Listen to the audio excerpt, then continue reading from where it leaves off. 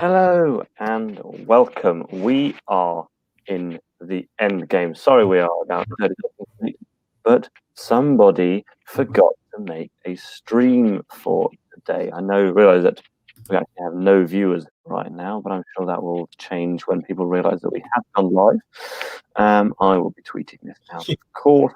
Share it with all your friends and do watch along. Yes, we are finally here. 20 days in. We are. Tempest, I think you have it on your screen. And yeah, it is time for the final of the G1 Climax 2020. Who will be our winner? Will it be Kota Ibushi, who won A block, or will it be Sanada, who won B block? Tempest, is there a card for tonight, or is it kind of what happens, happens? I am pulled in front of me as we speak. There is a full card. It's not going to be just kind of whatever. So aside from the main event of Kota Ibushi versus Sanada, we have Los Ingobernables members Tetsuya Naito and Bushi taking on Evil and Yujiro Takahashi. And then further down the card, you have, well, that's kind of funny, you have Kazuchika Okada and Sho taking on Will Ospreay and Great O'Karn, your favorite. An eight-man tag team match. An eight-man tag team match between Hiroshi Tanahashi, Juice Robinson, Jeff Cobb, and Master Wato taking on Jay White, Kenta, Taiji Ishimori, and Gedo. Then what should be an excellent tag team match, really. I don't know if it's going to get a ton of time, but you've got Shingo Takagi and Hiromu Takahashi taking on Minoru Suzuki and Yoshinobu Kanemaru. And then in the opener, you've got Chaos, which is Toru Yano, Tomohiro Ishii, Yoshihashi, and Haruki Goto taking on Taichi, Zack Sabre Jr., El Desperado, and Doki of Suzuki-gun. So, everyone. Yes. Give me one quick sec. As you can tell, incredibly organized. Incredibly prepared for. Absolutely. It is. It is even I think it's early. It's 7 a.m. here. It is 2 a.m. where Tempest is. But yeah, we are roaring and raring to go. Tempest, did you have you put a proper thumbnail on this yet? I have, yes. Oh, okay. It's just when I went on Wrestle2, it popped up. It popped up with just a logo for Wrestle2 rather than the G1 Climax logo. It doesn't matter because we're all friends. Climax final. Join us for the G1. Just do some admin. I know admin's incredibly entertaining to watch viewers.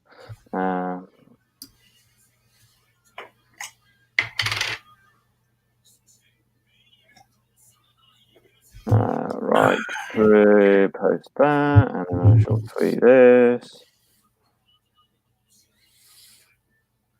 G1, hashtag G1 Climax, hashtag New Japan, hashtag G130.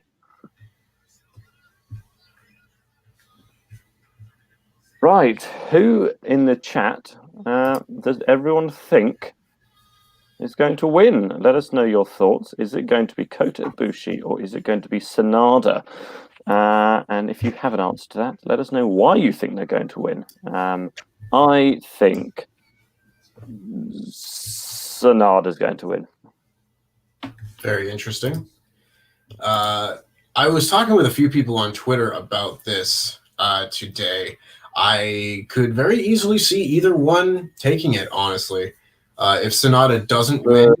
Make a call, you coward. I will get to it. Would you calm yourself? I think that today he will face Tetsuya Naito at power struggle. So again, we will have to see.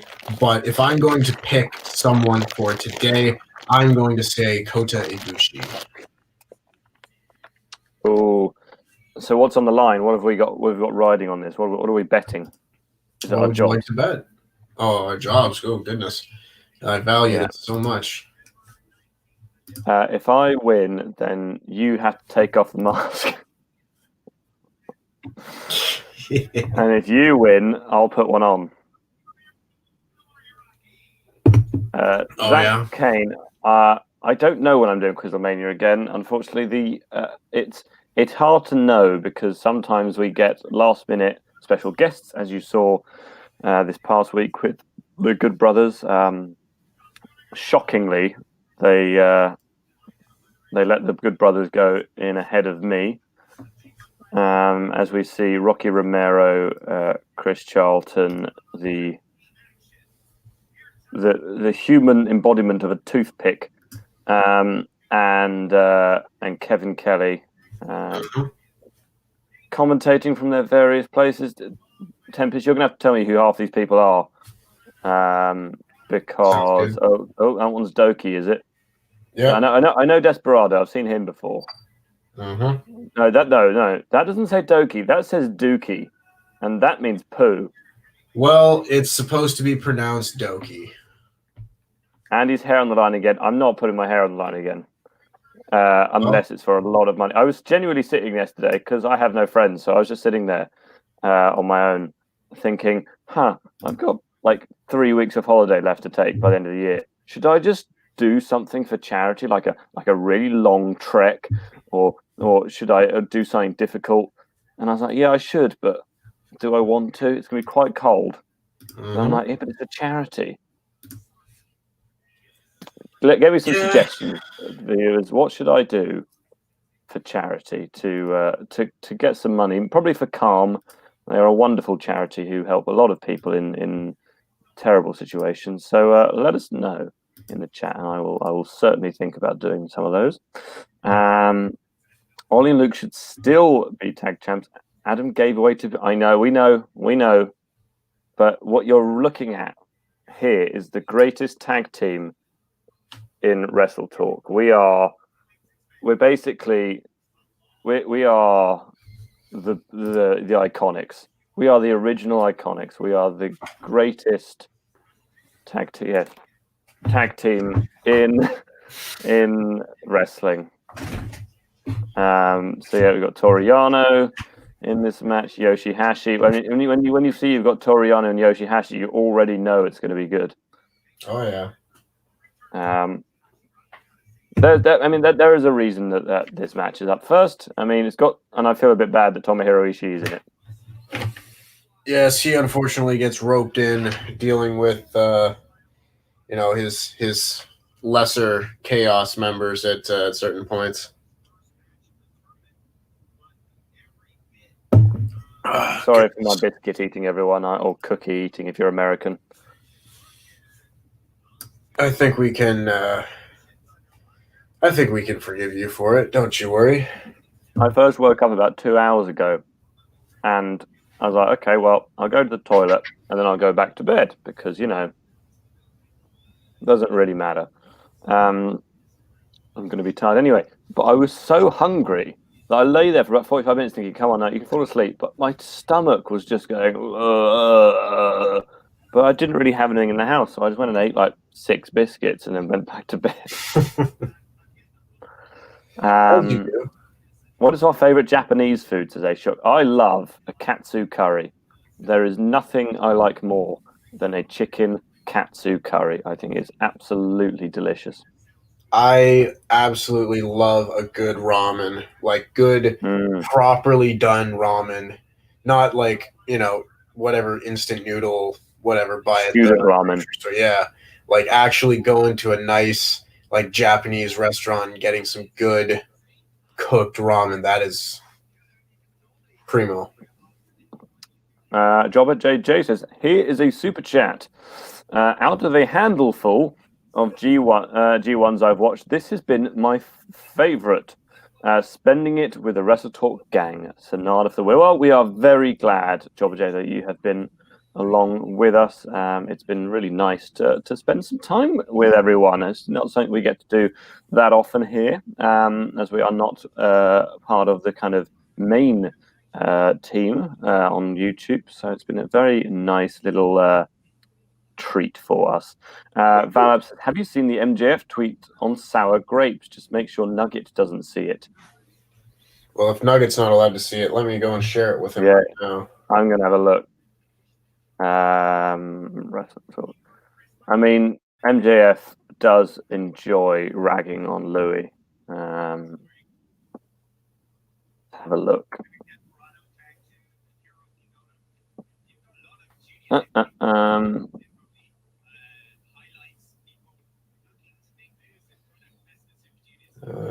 I'm now looking for it. The new guy on the post show is about as charismatic as dry effing paint. Bring back that shitty British dude. So he wants but that's him saying he wants Nugget back. Okay, we're definitely not showing it to him. That's why you don't want Nugget to see. We can't have anything boost his ego whatsoever. Yeah, he's already full of ego already. Vabab, sorry, says let us know how to pronounce that properly. I never like to pronounce things wrong. What will be the star rating for Seth Rollins versus Okada? Well, it's never going to happen, but I'm sure they could put on at least a 5-star match if they really wanted to. If it was in Japan, at least 5. If it was in WWE, about 4. The Alpha Artist, it's a gift from the gods for the next 4 hours. 4? I think it's 3. I hope this isn't a 4-hour show. Oh, I hope it's 3 hours. I'm hoping to go to bed before 6 o'clock. Not that we don't like wrestling. I just want to go back to bed soon. I like wrestling more when it's not at 2 a.m. Yes. Baron Corbin's going to interfere. Oh, I hope so. That'd be a news story. Here's a 5 saying, thanks for the coverage. Who's your picks to win the finals? I pick Kota Ibushi. Hit like and share, everyone. He also said Zack Sabre Jr. is the best. You skipped that part. Sorry, I'm blind. Why are you making fun of my blindness? Ace Shock says Nugget is 1% evil and 99% hot gas. I'd say he's more at 3% evil, 96% hot gas, and 1% Iranian. I'm not just saying that. He actually is. Go on, Dookie. He's my new favorite wrestler just because he's called Dookie. That's an interesting name. I never knew was poo until I started watching American YouTube things. Oh yeah. Is it a bad word or is it just like poop? No, it's like poop. It's a childish word. Like you would say a baby's done dookie or something. Sure. I don't think anybody actually says that anymore. The only time I've actually heard it used is in like that really bad new No Holds Barred movie with Hulk Hogan. It's not good. It's not good at all. So people like Yoshihashi, who are clearly one of the weakest people in the company, how does it, like, he's been around for a long time. How does that happen? It's weird. Like a lot of the time with New Japan, if you don't show like a lot of something, you're not likely to like move up on the card. Like a lot of the times in a company like WWE, sometimes people will just like kind of shuffle around and go up and down the card just because like, oh, they've been here for a long time. Let's give this person their shot. But it doesn't really happen that way in New Japan. So with a guy like him, he's just not particularly special in any way. He's not overly charismatic. He's not like a great wrestler. He's just kind of there. So he just kind of fills out the roster at this point. Sometimes he falls lower down the card and doesn't get included in the G1. But, obviously with the roster a little bit stretched a little bit more thin this year, He made it into the G1. Obviously didn't do very well. And he's just kind of like he's the whipping boy for Chaos, it seems. Well, Goto just stood there for a while Zack Sabre Jr. put one of his unnecessarily complicated stretches on him. It's currently Toru Yano and Zack Sabre Jr. in the ring. Can we have a triple threat between Cobb, Suzuki, and Ishii? Oh, yes, the please. beef in that would be stiff as two horses. Alvarado says, do you think the New Japan Tag Team division would get a massive boost if the AEW relationship happens? Absolutely. It would. Can't imagine it not. No, I mean, AEW's tag division is comfortably the best in the world.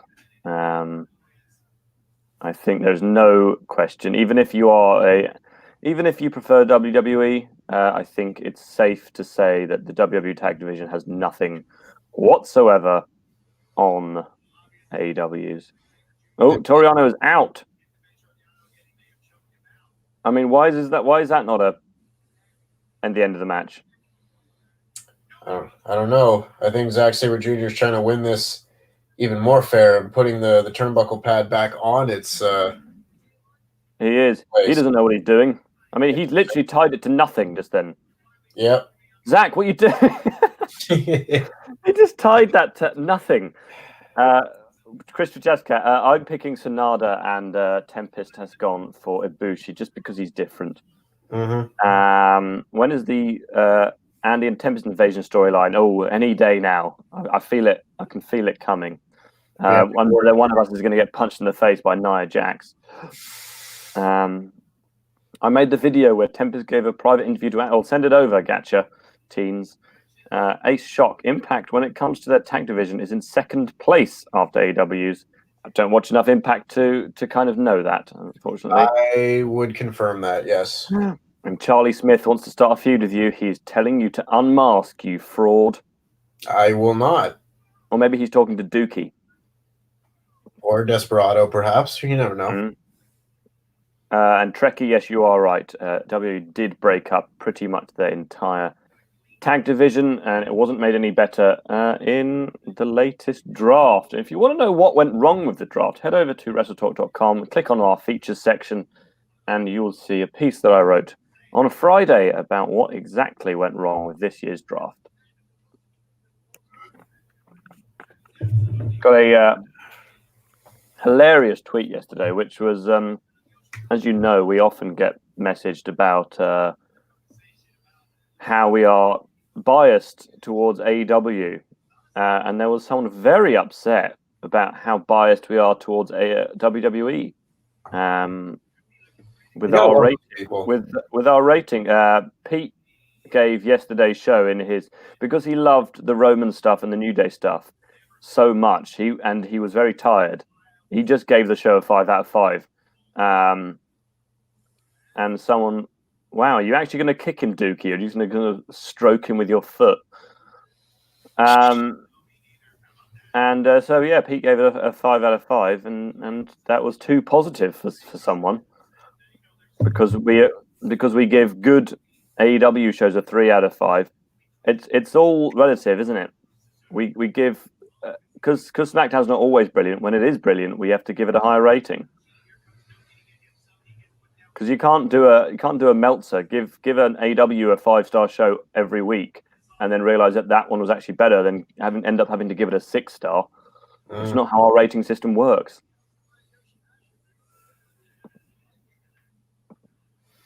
I've already gone off Dookie.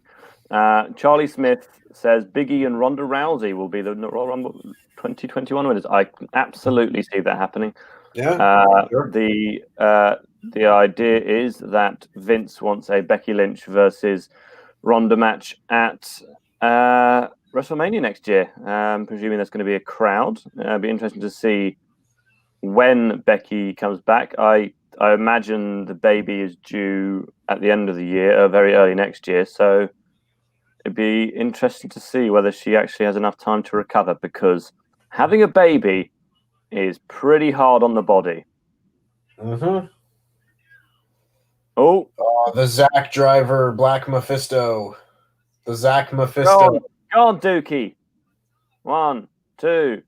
Yeah. There you go. The Zack Mephisto gets it done. Dookie wins.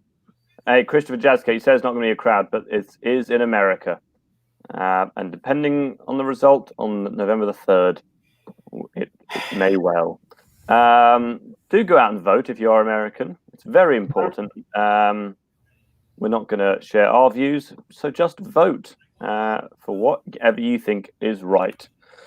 Zack Sabre Jr. is not the best. All he did was put his hand on someone's leg. That was actually Taichi who hit that move. Oh no, they're killing Ishii.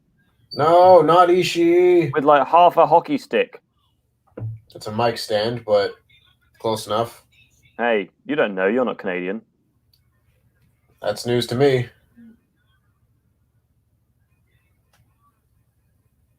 Yano helping Zack Sabre Jr. hit that move, putting his arm out for Zack Sabre Jr. to grab. People put too much stock in Meltzer and his star ratings. Well, he is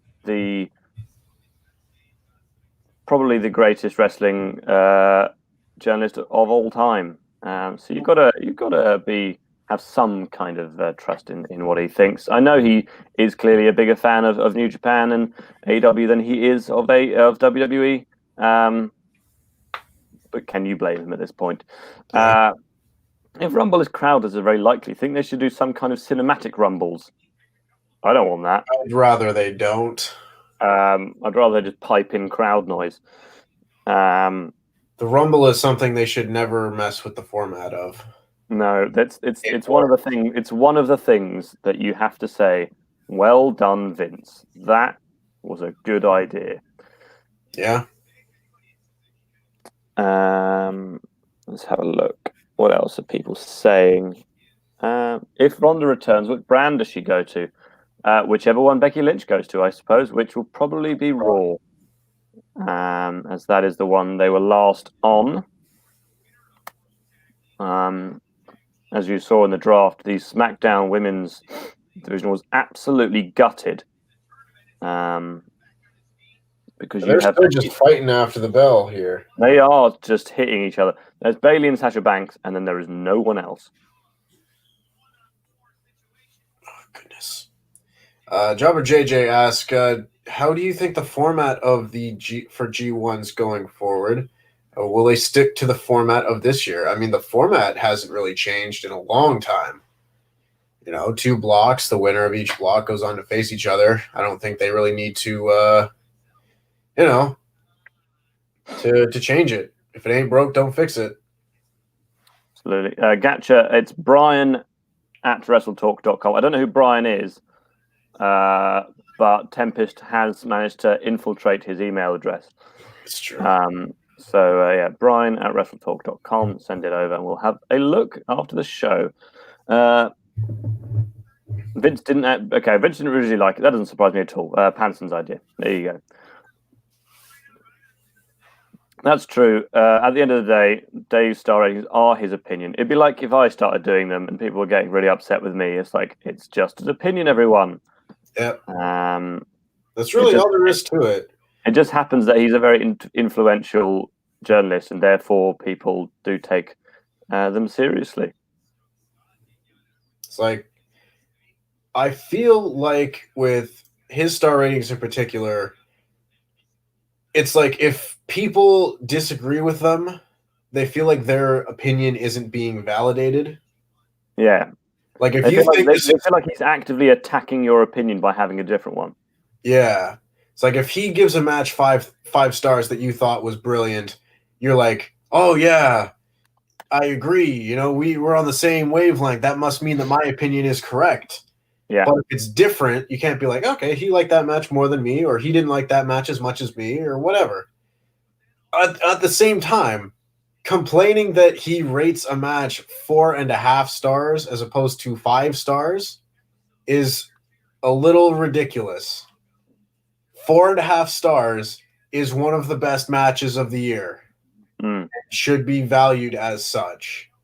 It just doesn't mean that it's like absolute top tier best match of the whole year category, you know? Like, hey, Hiromu, that's my guy. So what is this full match, Tempest? This one is Hiromu and Shingo Takagi versus Yoshinobu Kanemaru and Minoru Suzuki. That's a good game. Good game. Good match. This should be very good, yes. Good game. Good game. Oh, yeah.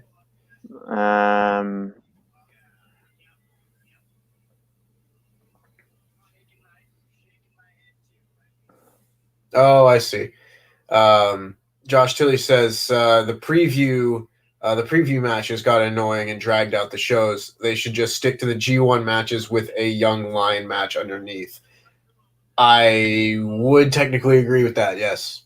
I think that not having all of the tag team matches underneath really made the shows flow much better. Certainly made it easier to do live reactions and everything, that we didn't have to sit through an hour of useless matches first. But I get why they do it otherwise. It's so that, you get to see all of the stars on each show, even if they aren't competing in that day's block.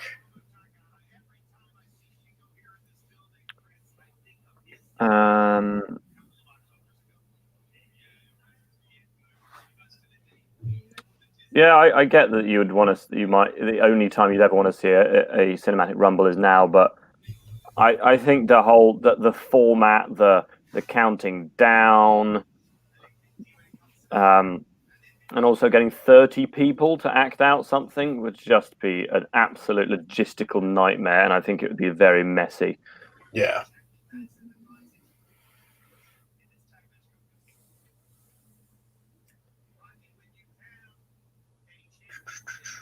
Charlie Smith says, have WWE butchered, I'm guessing that's Aleister Black, on the main roster? Do you think also can/will they save him?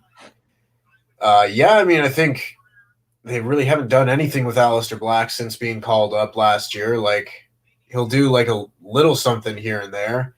He wins a lot of matches, but it's like he hasn't done anything. Like, he hasn't been involved in an actual storyline aside from like his short feud with Buddy Murphy, which I thought was very good. But, he's cool and could be a really big top star for you, but they just, he's floating. So we got 69 viewers. Oh, 70 now. Yeah, but if you want to see how the company sees Aleister Black, he was drafted to SmackDown after Titus O'Neil was drafted to Raw. That is the kind of position you see him in. Titus O'Neil has had 5 matches this year, and he's won 3 of them, and only 1 of them has been on Raw. Everything else has been on main event against the likes of Riddick Moss. Let's have a look. Squid Pincher says, hi, boys. Hello, Squid Pincher. Keep pinching those squids. Aleister himself criticized WWE Creative. Well, that's probably not a good idea, I guess.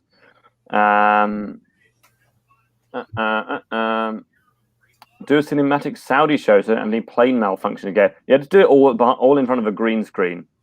Yeah. Or you just do it in front of the Saudi Arabian flag, because that is green. I love Hiromu, but Suzuki-gun, Ichiban. Yes, Ichiban indeed. It started. What are our retribution names? I think I was a dog, according to the name generator. Retribution name generator. Oh, he's actually sent me something. And by me, I mean that other Brian fellow. What am I going to see here? I'm very... Oh, dear.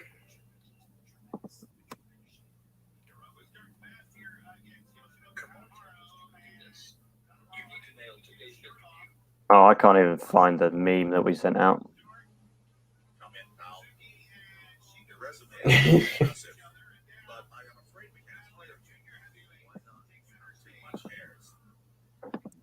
I mean, Tempest is quite a...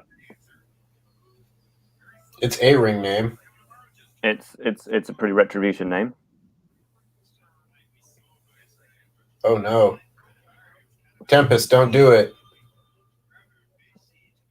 Oh no. As he just edited our conversation no. to make it look like we're doing something.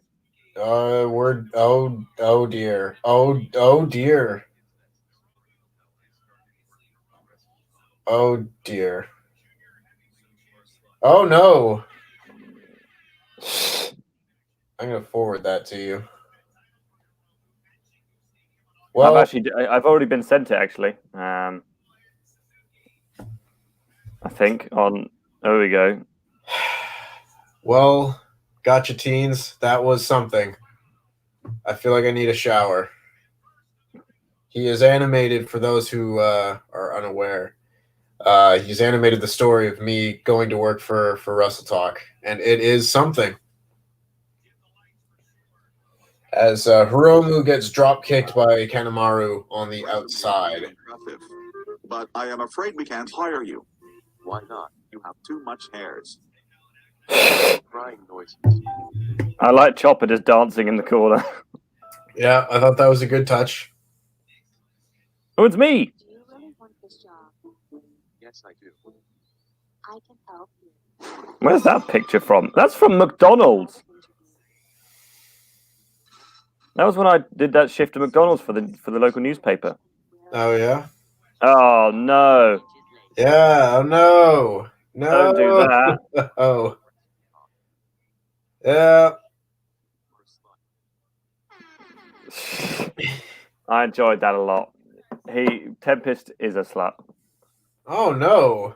You can't say that. I mean, it's okay. Let's get Rondi. I think that cartoon just did. I did, yeah. The casting couch making a return. Yeah. Not that I know what that is. No, of course not. Alex Devine says, hello, Tempest and Andy. Appreciate all the work the past few weeks. We appreciate you. I appreciate you. You all make it worth it, but also the money. Do you know what? I hope there are all the angles that happen. I hope they are during the show and not afterwards that make the show last too long. Yes. You know when you've got. I mean, I know you've had that probably the last few weeks, but it's not like a headache, but your head just feels really fuzzy because you're so tired. Sure. Yeah. That's what I'm having. Because whenever I need to wake up early the next morning, my body wakes me up about 8 times during the night going, is it time yet? Is it time yet? Is it time yet? Yeah.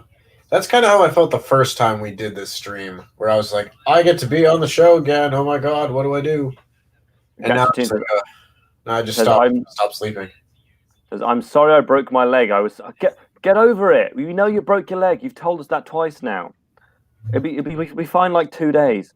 I'd love WWE to get rid of the 205 in main event in favor of NXT style or women's brand.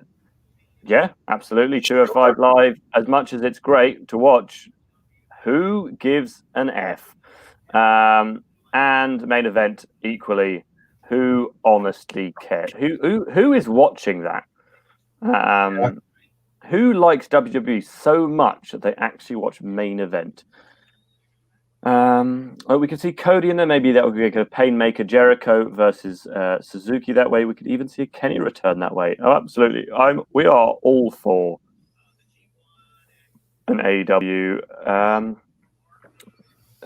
partnership with New Japan, and it would only make sense for some of them to join the G1, as we saw last year with Mr. Jonathan Moxley. Yeah, he was one of the standout performers. Like, even if it's not the return of people like Omega and Moxley, if it means that, you know, someone like Pac could be in the G1, like, ton of great matches there. I know Cody always said he wanted to be a part of a G1, but just was never able to make it work, obviously because of the Ring of Honor commitments he had. So there's a ton of possibilities there. What does the G in G1 stand for? I do not know. Is it greatest? What? What does the G stand for in G1 Climax? Grade 1. There you go. Yeah, that makes sense. Or in Japanese, the Grado Wan Karaimakusu. Climax. Everyone's saying Grand Prix. No, you are all wrong. It was Grade 1. That's what the GP and IWGP stands for. It's Grand Prix. You're all wrong. Everyone is saying Grand. I've just Googled it, and therefore I know I'm right. Where will Sonya Deville go when she returns? Hopefully to SmackDown. That roster needs a lot of help. And she, as she proved before, all this unfortunate business with that asshole who broke into her house. She is an absolute star. So hopefully she comes back to SmackDown and makes that roster pop. Christopher Jazzcat seems to have a unpopular opinion / hot take. Ooh, Christopher Jazzcat says, yeah, he doesn't like Cody. I mean, as we know, Christopher Jazzcat has some truly terrible opinions. Anyway, I am the king of Google Trekkies. How do you think I won Quizlemania twice? Charlie Smith says, can you return for one last run, 4 more matches? Who should he face and how should he go out? He should face God. Give me another match with Roman Reigns. Randy Orton. Roman Reigns. Randy Orton, just for the history. Roman Reigns. Edge. And lastly, Kurt Angle. Kurt Angle's, they both have one final match. It's how it started, how it should end. I should be WWE's head booker. Absolutely. Does Sonya return as a face? I think Sonya's a much better heel. But I can see, given what's happened, why you would return her as a face. But I think wrestling doesn't need to always reflect true life events. And maybe she doesn't want to just return as a babyface just because of something that was completely unpleasant and out of her control.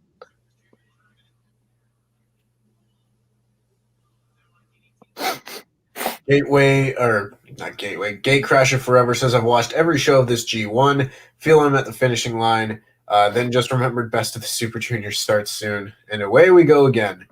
Yeah. I mean, I will probably be watching every show of the Best of the Super Juniors, even if it's not, being live streamed or anything like that. But hey, more New Japan is good with me. Oh, I do not want Baron Corbin to retire John Cena. No. Does the first ever WrestleMania champ get to sign the trophy in the new Patreon? I don't know. I think it will probably be Adam signing the trophy as they do get delivered to his flat. And it's actually pretty difficult for the rest of us to get there at the moment, especially now that London has been locked down to a point where I can't go inside anyone's house. I go into my office, but not inside someone's house. Somebody asked who would win in a shoot fight between Brock and Suzuki. Brock. I would pay to see that. Probably Brock Lesnar. I mean, Suzuki is one of the founding fathers of mixed martial arts, for no doubt. But he's also older. And Brock Lesnar is big and meaty and strong. And a former UFC champion. Like, people are like, oh, well, he just got lucky. I mean, you can get lucky, but then there's also becoming UFC heavyweight champion. Yeah. That's not really luck. Christopher Jazzcat doubling down on his unpopular opinion, saying Cody's a great promo, but can't get it done in the ring without a ton of gimmicks. That is your opinion. I do not agree. Did you see his match with Dustin Rhodes last year? Match with Dustin Rhodes, match with Jericho, matches on Dynamite the last few months. Yeah, with Brody Lee, the dog collar match.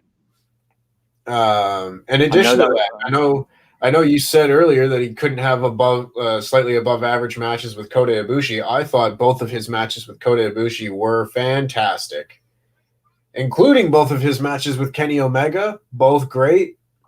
You know, you're a lot more Cody hate coming in. 0057 says the chat is fun as hell. Cody is boring. Is Quizlemania going to be a thing when the pandemic ends? Yes, it will still be a thing. We don't know how often it's going to be because obviously we're going to have lots of work and things like that to do once things are over. But who knows when it's going to be over? My prediction is not until the end of next year at the very earliest. Be sad. Uno, dos, tres. Hiromu gets the win over Yoshinobu Kanemaru with the time bomb. He was inspired by Dookie in the first match. Suzuki and Shingo are still brawling at ringside. I would not be surprised at all if they have another match for the Never Openweight Championship. Likely a power struggle, but we will have to see. Oh, Cody is in the chat saying under the name T-Rab THC, the Cody slander is ridiculous. I would agree. I mean, Cody has had more great matches this year than maybe anybody. So, what's this? You got this elbow cough thing? I don't know. They're kind of going back and forth about it. Someone explain. Rock versus Reigns should happen, but the title should be anywhere near it, in my opinion. Yes, because that would leave everyone thinking if The Rock wins, that means he's got to be the W champion, which I don't think will happen. When therefore you'd kind of know that Roman was going to win. It could just be like who's the top. Like The Rock could just say, "This is not for the title. I just want to prove to you that I am head of the family." I think that would be much more engaging than Rock going, "I want your title." Yeah, which is how Rock sounds. It's a dab. Oh,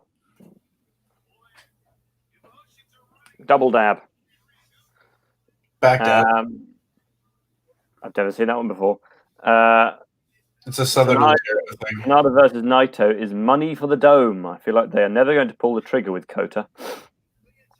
See, I kind of agree, but also I don't know, because to me, the big match where Kota would have to win the championship or not, you never know, would have to be a match against Kenny Omega with Omega holding the title.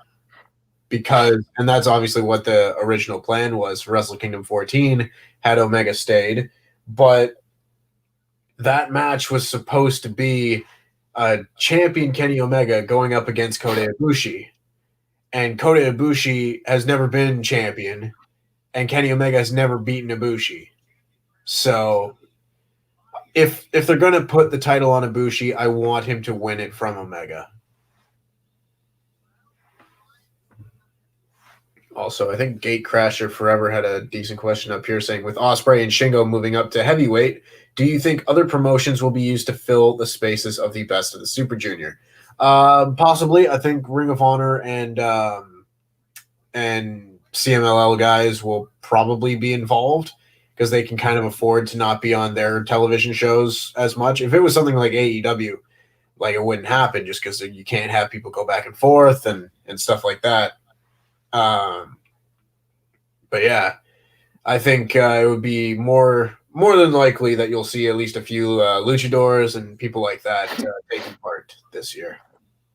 Gatecrasher Forever says, Andy, the after podcast for SmackDown yesterday was hilarious. I'm always hilarious.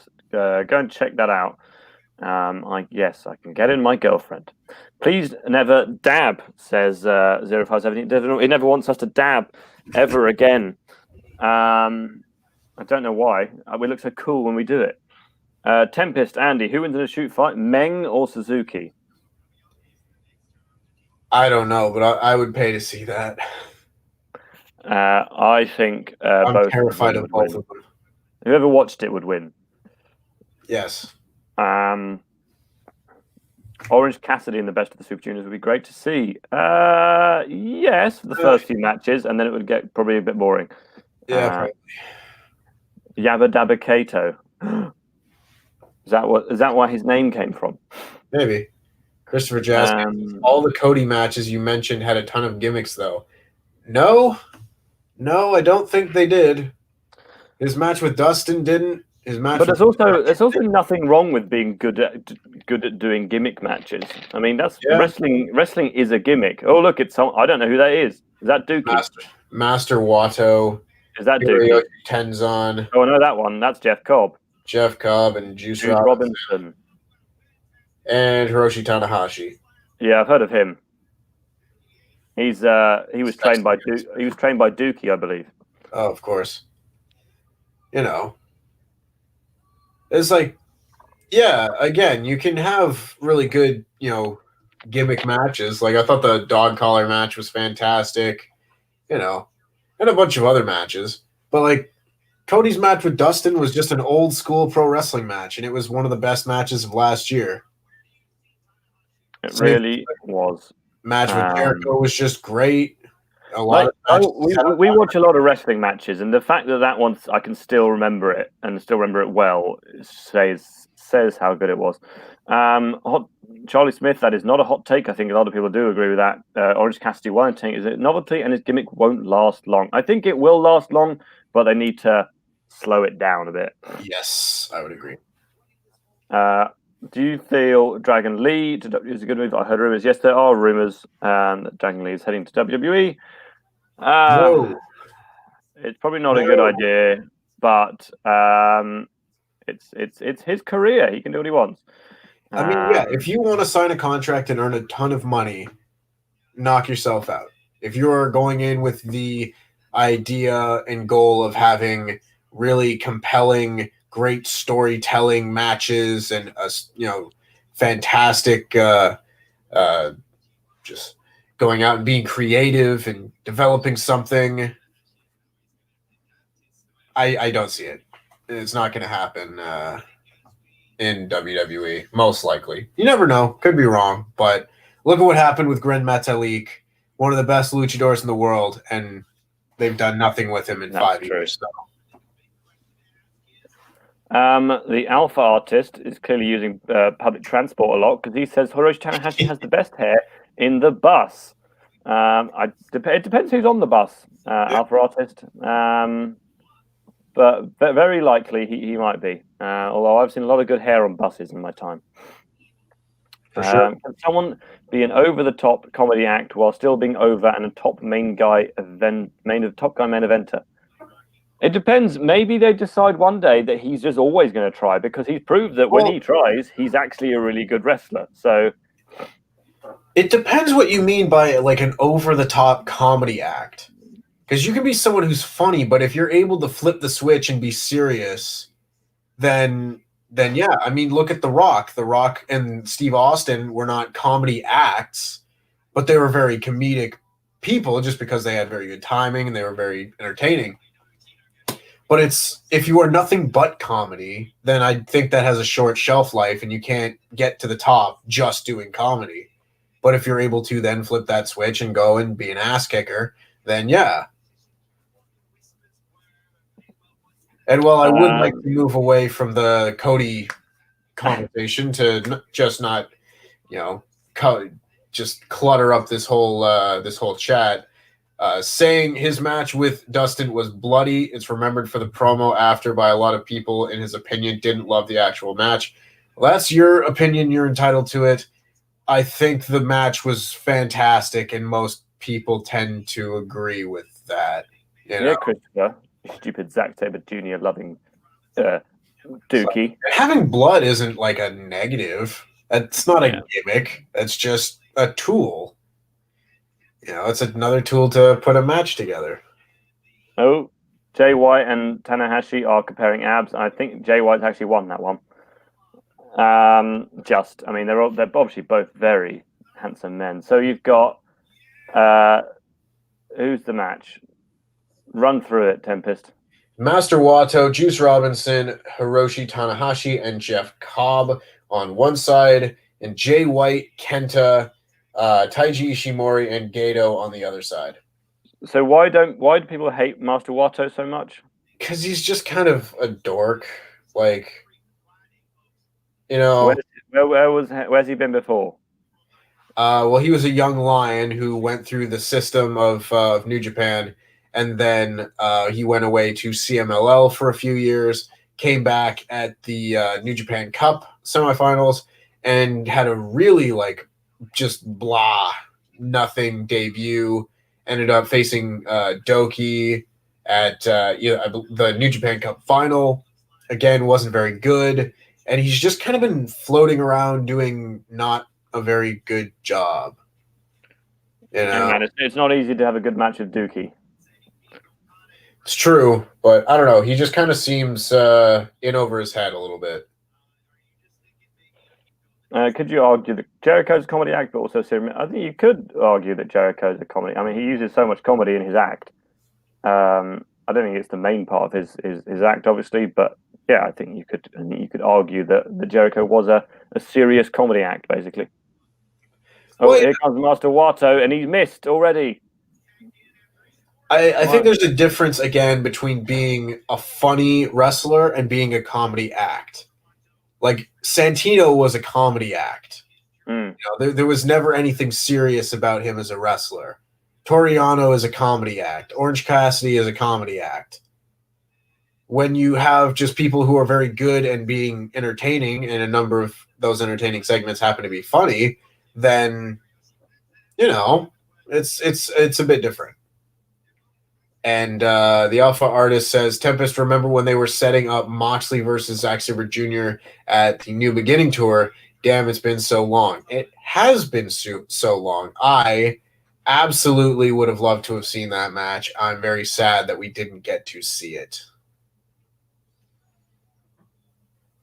And Shivang says, Cody bleeds in 90% of his matches.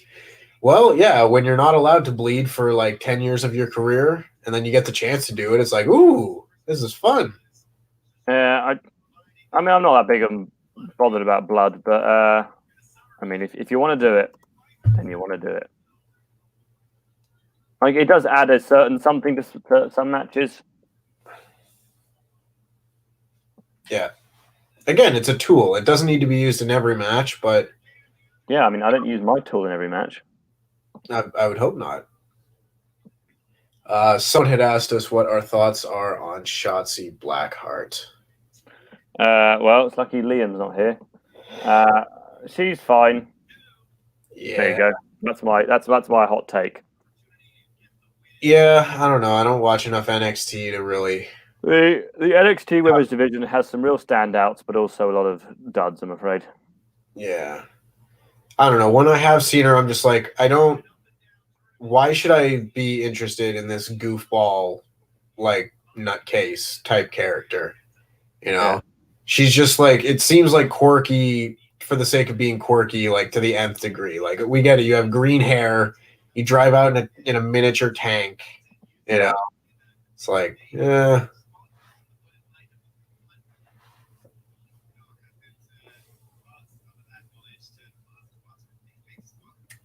Gatecrasher says, Ishimori in this match on the same team as Jay White, yet Ishimori was a big supporter of Evil.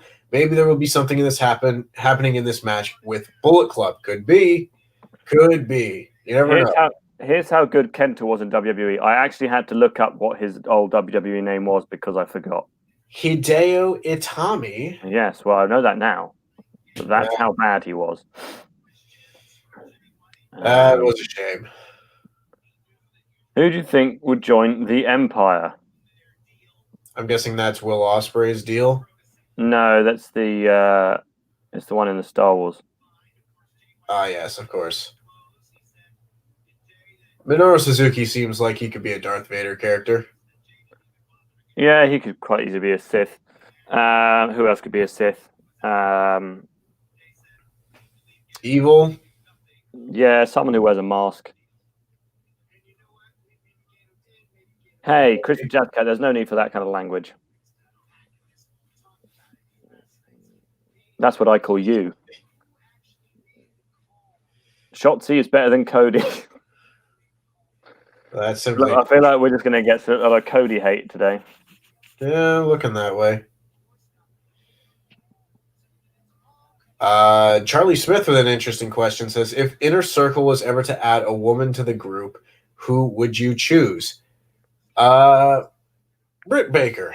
I was going to say Britt Baker. She's got very good comedic timing, and I think would fit in well with Jericho and his ilk. Tenzon on the outside took down Jay White there. Tensai? No, not him. Question for Andy. What was Kenta's only Mania match, and what was the result of the match? Wasn't he in the Andre the Giant Battle Royal? I don't know who won that. Baron Corbin or something? Nope. You're 1 year off on the winner. So. Cesaro. Nope. You went 1 year in the opposite direction. Bollocks. God, who else has won it? Braun. Nope. Braun did win it. Mojo Rawley. Nope. Who else has won it? This is why I'm not good at Quizlemania. You're missing two Andre the Giant Battle Royal winners. One of them is the correct answer.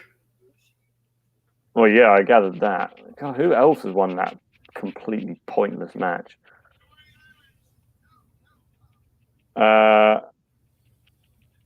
Give me a clue. Well, I've already said Big Show. No, you didn't. I did. Chat. You did not. Didn't I say Big Show, chat? You said Baron Corbin, then you said Cesaro, then you said Braun Strowman, then Mojo Rawley. So in my head, I had said Big Show. Was it Big Show? It was Big Show. I genuinely, in my head, I'd said that several times. That's why I wasn't saying it. 100 people watching. Hello, everyone. No, you didn't. Okay, sorry. For the record, the only other winner of the Andre the Giant Battle Royal was Woken Matt Hardy. Oh, of course it was. Karlsruhe 00. Welcome. I've been there. I've been to Karlsruhe. My exchange partner at sixth form college went there. Yeah. Okay, I get it. I didn't say Big Show. Get over it. Josh Tilley here says, hey, Kenta had an NXT title takeover main event match. They used him moderately well. That is not correct, sir. He never had an NXT title takeover main event match. His match with Bobby Roode at NXT TakeOver Chicago was not the main event. That was DIY versus the Authors of Pain, and then NXT Tag Team Championship ladder match where the split took place. Not getting past me. I mean, it was always difficult because he was injured all the time. But yes. I think this might be the first time I've ever seen Gator actually wrestle. Well, you're lucky in that case. He's quite old now. He's not what he once was. Juice Robinson hitting a series of punches. I don't know why. I think those punches look dumb.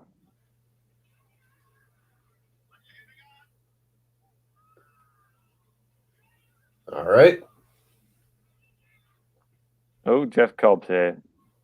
The Alpha Artist says, do you think that Shibata angle from last year's finals would lead to something in the future? Well, I mean, it all depends. It kind of did. You know, it led to Kenta versus Goto at Wrestle Kingdom. That was something. But I mean, if Shibata was able to ever get cleared, then yes, let's do that match like immediately. Agreed. I mean, I'd love to. Well, within reason, if he was able to be completely healthy and safe, I would be very interested in seeing Shibata back. But that's a big if. If it comes with increased risk of injury, then retirement isn't so bad. Trekkie says, and they've been up this early before at 3 a.m. Well, welcome to our world. It is a wonderful place full of. Well, you've never been up at 3 a.m. before. Maybe he's young. Maybe. Trekkie, how old are you? Let us know. I mean, he was born in the year 386. Oh yeah, that's pretty old. So he is 1,634 years old. So happy birthday. What is the best era of the Bullet Club? Says Shaded Bear. Well, Trekkie is a she, so. Oh, sorry, Trekkie. I should have guessed. Trekkie is a female name. I don't know. I like a lot of the like different eras of Bullet Club. I mean, the Bullet Club that I fell in love with was the AJ Styles Bullet Club. So, as far as like a personal opinion, probably that one. I mean, the Kenny Omega Bullet Club before it started falling apart was also very good. Somewhere between those two for me personally. I mean, I know everyone like Prince Devitt, Finn Balor as leader of the Bullet Club is like the most Bullet Club member, but the run itself in that year led to a lot of like not great matches just because it was way too much interference and everything, which was the point, but it's not what I want to see in my New Japan matches. Hey, I wasn't looking. Who won? No, I mean obviously these guys won, but how? Yeah, Tanahashi submitted Gato with the cloverleaf. I see.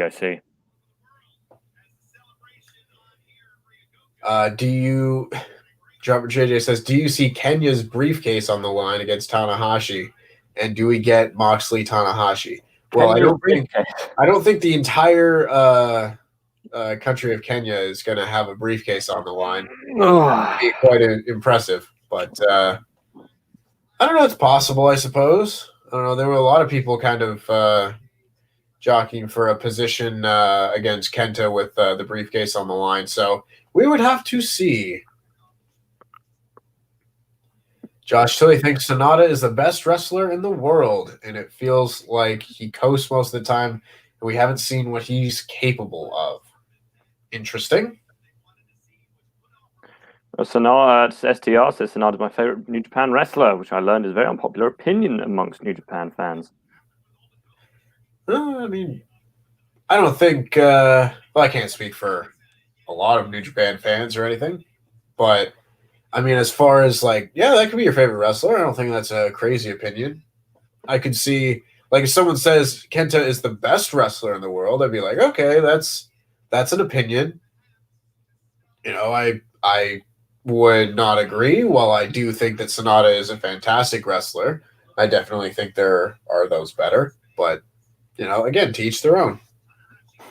I found Carol Wands, who is my new best friend on Twitter, has sent this over. There you go. Oh, Carol, you're Trekkie. Hi, Carol. Me and Carol are the best friends now. Oh, yeah. So your Retribution name, Tempest, is... I mean, if it's Tempest, then you are... T-Frost. T-Frost? But sounds like a rap name.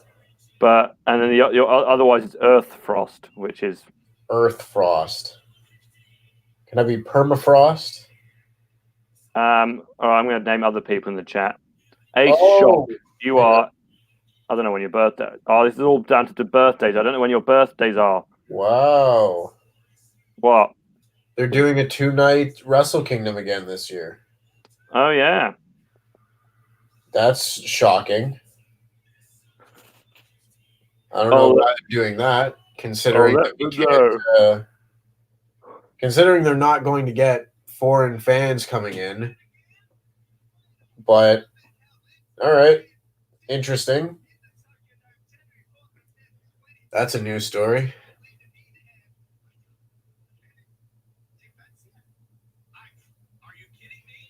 Christopher Jazzcat says, Kenny Omega's rise to the top was great. My housemate and I were split because he was an Okada guy and I was full into Omega.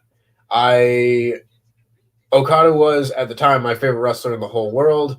that being said, Kenny Omega winning that championship was an excellent, excellent storyline. The Alpha Artist wants to know what got us into New Japan as they're doing their intermission and everything. So this job. yeah, I genuinely had never watched New Japan before I started working here. It just wasn't something. I think I may have watched the Wrestle Kingdom before I started here because I was just interested in wrestling, much more interested in wrestling at the time, which would have been Wrestle Kingdom 11. Are you talking like a month before you started or the year Yeah. before you started? In that case, that would have been 12. Oh yeah, sorry, my maths. Jericho Omega. White Frost, Carol is Carol. Yeah, that's just kind of one of those like, yep, Frost is white. Yeah. As far as what got me into New Japan, the very first time I ever watched New Japan was back in 2012 because I read the Wrestling Observer Awards, and like the match of the year was Hiroshi Tanahashi versus Minoru Suzuki, which to this day I think is one of the best matches of all time. But that was the first match that I watched, and I thought it was great. But at the time, like in 2012, there just wasn't that same level of accessibility for New Japan, especially for outside fans. But I went to a joint Ring of Honor New Japan show in Toronto in 2015 that had, and I knew who people were at that point. Obviously, I had seen things here and there, but Hiroshi Tanahashi was on that show. Shinsuke Nakamura was on that show. Okada, Tetsuya Naito, Kushida. And then the main event was Bullet Club against Ring of Honor All-Stars, which was like a fantastic 10-on-10 tag match. And after that, I was like, wow, I got to get into this New Japan stuff. This is really good. So I watched Wrestle Kingdom the following year, which is Wrestle Kingdom 10, Okada against Tanahashi, and kind of was hooked ever since. And since starting this job, I've just been watching more and more of the shows. There you go. And if people want to know how he started working for WrestleTalk, feel free to ask. Oh yeah. What was I going to say? Yes, New Japan is something you to get into more, Carol. It's a wonderful product. Sorry about my yawning, people. I am suddenly really, really tired. I've been all right for the first hour, but clearly hour 2 is killing me. Oh yeah. God, we're getting so many of these hot takes that I just can't. I guess that's why they're hot takes. I don't agree with a lot of them. What's the latest one? Charlie Smith here says, while great, the original Jericho Omega match is overhyped. I disagree. I mean, I think that match is fantastic. That's my favorite Jericho match of his entire career. And I just thought it was which match? The Jericho Omega match from Wrestle Kingdom 12. Good match. I thought it was just awesome. Oh yeah, no, I remember watching that because I think that's why loads of people started watching New Japan is because of Jericho. Yeah. So Cody's injured with sore balls, aren't we all? Yeah. Are we getting Stalker Tanahashi during this ad break? Oh yeah, no, that is quite. I don't know if you've seen it, Tempest, but there was a very weird advert where a woman just walks past Tanahashi and he just kind of goes. Yeah, I've seen it. Check it out, everyone. It is a wonderful advert. It's great, don't get me wrong, but I don't think it's this 6-star best match ever, says Charlie Smith. Well, it didn't get 6 stars, so. No, what did it get? It got 5. It got 5. Yeah, no, the 6-star matches you're thinking of are the Kenny Omega versus Kazuchika Okada. Here we go. Yep, this is the one. Oh, and now it's the casting couch with Togi. I know who he is. I know who all of them are. He was the trainer of Dookie. Oh, yeah. Jay White would be bigger than Seth Rollins. Jay White's someone who WWE would bring in and pretend was Seth Rollins. I don't know if Jay White would do well in WWE. I feel like he might. He seems like the kind of guy that they would enjoy, but at the same time, like, you never know with them. Like, you would think that, like, someone like Ricochet would be like, oh, can't miss. But we've seen what happens. Yeah, buy that app. What was I going to say? Gatchateen says, I watched Family Guy. Now about, well, Gatchateens, you missed AEW's entire roster invading, then WWE's entire roster invading, and one person from Impact invading because they couldn't afford to send anyone else over. So I hope you're happy with yourself. This is the stream of hot takes, Ace Shock. You are correct. It really is. It really is. That is a hot take, Charlie Smith. Good. If Omega did actually go to WWE, they'd have used him a lot better than AEW have. Nope. That is just not correct, sir. Sorry. People are just saying stuff for the sake of it now, I feel. Like, my hot take is that Jinder Mahal was a better champion than Roman Reigns. Yeah. I can just say stupid things too. Charlie, that is your real name. Shaded Bear does ask, what are your thoughts of Kenny Omega's run in AEW so far? What was the question? Sorry. What are your thoughts on Kenny Omega's run in AEW so far? It's been good. They haven't overpushed him. I think they've had a really good storyline with him and Adam Page. I think their match at Revolution is still one of the best matches I've ever watched live. I think they've done very well, because I think a lot of people that start were like, oh, this is going to push everyone who's in like the kind of all the vice presidents and whatever. But it's been a truly engaging storyline. Yes. And I'm genuinely intrigued to see where they go next with it, and which is not what I can say about a lot of about a lot of wrestling storylines. Well, the thing to me, I saw Tranquilo Club. Someone had asked what other wrestling YouTubers I tend to watch. I'm a fan of his. Tranquilo Club does very good video essays and stuff like that. That being said, he did a video talking about Kenny Omega's run in AEW so far, and how it subverted people's expectations. So everyone expected him to go in and be the ace of the company, but that wasn't the story that they decided to tell. And while he wasn't necessarily pushed as the top star of the company right out of the gate, I don't necessarily think that that's a bad thing. He obviously has the talent, but if other people were going to be in that spotlight, at least at the beginning, there's no reason that you need to crowd up the main event scene with someone else who isn't going to take that top spot just yet. Instead, they chose to tell a very interesting story about, Omega suffering through with, feeling self-doubt. Oh, it's your guy. It's your favorite. Oh, he's so bad. Genuinely one of the worst wrestlers I've ever watched in my life. His gimmick is that he's this kind of zombie thing, and all of his moves are just rubbish. Well, this will be the first time I will have seen him since he left for Excursion, so... Well, you're a lucky man. Yeah. Well, we'll take a look. But... that guy's good, though. Oh, yeah.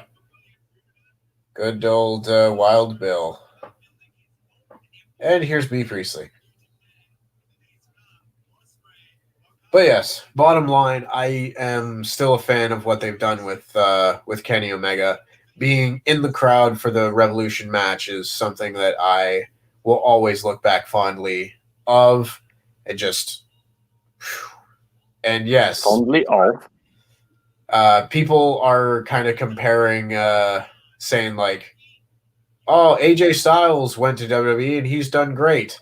It's like, yes, but for every AJ Styles, there's 10 other people that go to WWE and do terribly. He's also American. That's also true. You know, so it's just like, yes, he absolutely could have. If Kenny Omega went to WWE, he absolutely could have been pushed hard and given the chance to have a tremendous run. That being said, you can't bank on that. WWE does not give you the benefit of the doubt at this point. It would be a surprise if it happened, as opposed to, like, AJ Styles is the exception to the rule. He's not the rule.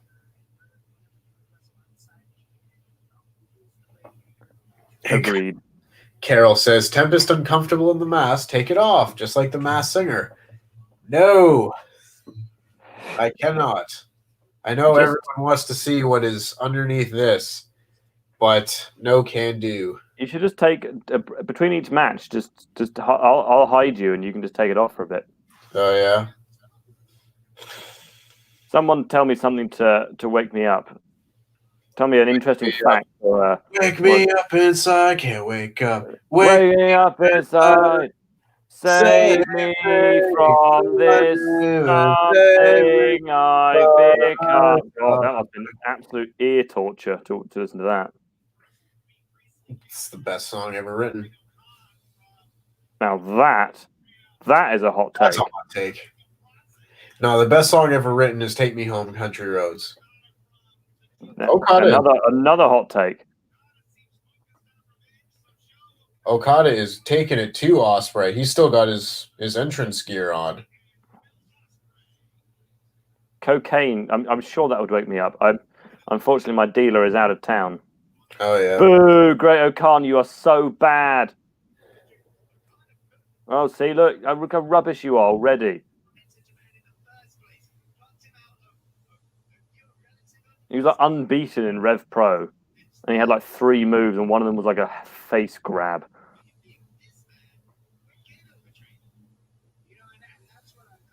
Great O'Khan, you suck. Damn. If you Google mountain chicken, you see a frog. STR says Spain only had 3 goal scorers in their World Cup win. That's an interesting fact. That is interesting. I imagine it would have been David Villa, Iniesta, and Torres or something like that. Spain, 3 goal scorers, World Cup. Oh, goodness. Zach Gowan's leg is in the chat saying, what does being American have to do with getting pushed? Well, you see, if you're from somewhere else, you must be a stereotype of some sort. A-Shock says, did you listen to Wake Me Up? Well, the song's not called Wake Me Up. The song's called Bring Me to Life. But he says, did you listen to Wake Me Up without the rapping? Amy Lee has it on her YouTube channel. I think I have. I think I've checked that out before. But perhaps I will go and check it again. And Carol Wan agrees, says, John Denver rules. I only like 2 John Denver songs, but I really like them. Huh. Sorry, I was looking at the goal scorers. Yeah, it was David Villa. So I was right about that. It was Iniesta, but it was Carlos Puyol. Interesting. Thank you very much. That is interesting, ST. I did not know that. I'm going to impress all of my friend. Oh, wait. I haven't got any friends. Apart from Carol, of course. Carol's my best friend. Oh, yes. Do you mean... It's tough. It's tough for me because my go-to fact is a Harry Potter fact. And I feel like I can't tell a Harry Potter fact to you because odds are you will know it. Look at this douchebag. Look, he's just chopping people and pushing them over. This isn't wrestling. This is stupid. What's your Harry Potter fact? My Harry Potter fact. Phrase it as a question and see if I know it. Okay. How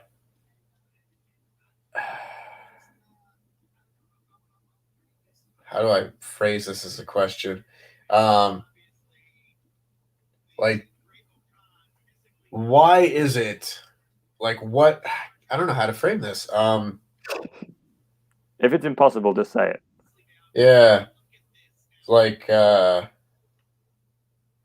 Voldemort's mother did something that led to him not being able to feel a certain way or something like that. I don't know. Just say it. I don't know. I don't know what you're talking about. The reason that Voldemort was not able to feel love was because his mother put a spell on his father to make his father fall in love with her, and thus he was born out of fake magic love as opposed to. It was a love potion. So Yeah. I guess. Well, yeah, but I mean, loads of people are born without love. I mean, that's. I mean, I'm sure J.K. Rowling said that, but Yeah. Whatever. People in the chat, have you got any Harry Potter questions? The actor Tom Felton only has 31 minutes of screen time. Yeah, I mean book questions because the films are rubbish. That's my hot take, and I'm allowed to have that hot take.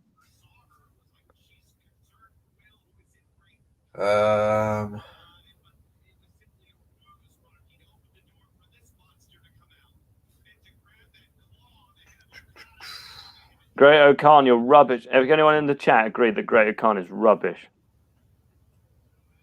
I've really not seen much of him before. Agreed to Christopher Jazzcat, and it's unfortunate that J.K. Rowling has turned out to be the person she is, but I am able to distance her writing from her questionable politics. Her questionable politics. It's not even questionable. It's just bad. Although she does call the one Chinese character Cho Chang. Yeah. Yeah, Charlie Smith, you want to call us that a hot take? That's just incorrect. He says Bret Hart is overrated. Bret Hart to me is possibly the greatest wrestler of all time. So, no. Carol Wands, of course you're a big Harry Potter fan. We're best friends. Yeah. I'm a man who has read or listened to the series probably over 50 times and have won several Harry Potter quizzes, including one against 2,000 people. No, sorry, 2,500 people. It's fair. Well, there's a big difference. So take that, all you other people who were in that quiz. Jobber says, Great O'Khan or Great Khali? Who's a better wrestler? Oh, Great Khali, easily. Wow. 130H says, is Show going to turn heel tonight? I don't think so, but you never know. Well, it's the heel show. I was wondering where you were going with that for a second. A shock. Of course it makes her a Tory. Everyone bad is a Tory. Yeah, I don't know a whole lot about British politics, but anytime I hear that, people tend not to want to be called a Tory. So I'm like, that's probably bad. Carol will have a long discussion about Harry Potter whenever you like. STR, I completely agree with you. He says, I think Shota Umino is going to be huge when he comes back. Shota Umino, to me, is the next ace of the company. He's going to be the next guy. He's absolutely fantastic. He has the look. He's a great wrestler already. He's going to come back. He's going to steal the whole company away from. He's the next Okada. No, I'm the next Okada. Are you? Are you really? Yeah. Stop doubting me, Mum.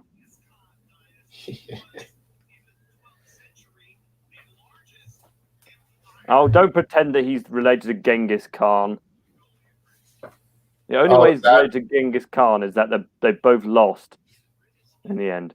Genghis Khan died from I think he either fell off his horse or fell down the stairs. So that sounds right.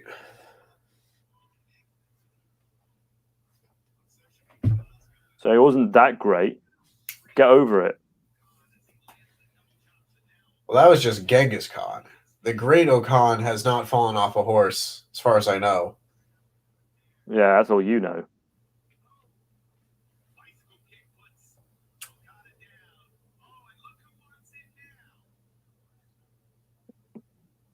In comes Will Ospreay.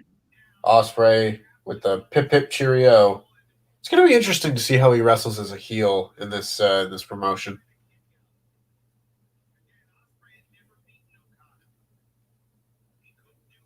Abhinav says, "Hey guys, I'm back. Still a sad day. Still sad that the J1 cannot happen. Shota is fantastic, and Kenta is super overrated. Also, is Datson turning heel? Are you?" Yeah. Yeah, I am. And Charlie Smith says, greatest of all time in the ring, in his opinion, are AJ Styles or Shawn Michaels. You're entitled to your opinion. I don't think anyone would really fight you too hard on either of those opinions, but yeah, that's. I don't know who's talking about politics in the chat, but that's not. Tory talk in general. NNN, stop being like that, please. You've said two things, and they're both stupid.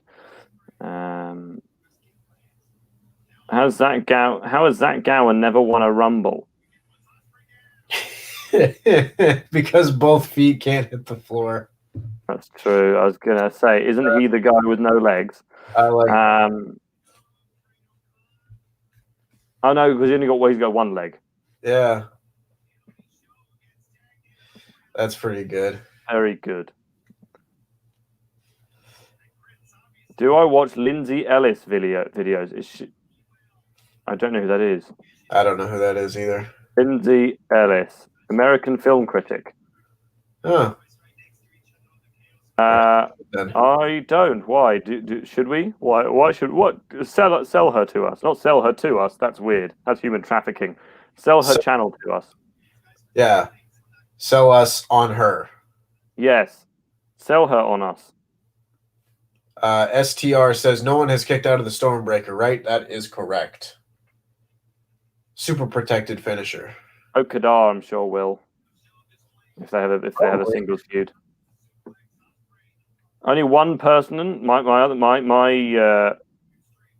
fact is that only one person's ever kicked out of the One Winged Angel. It was Kota Ibushi.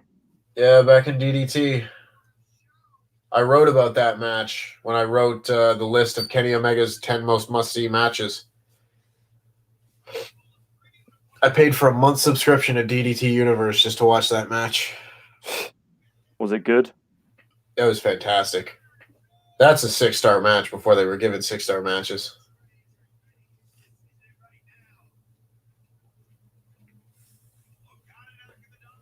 How is this match still going? Stop wrestling Great Okan.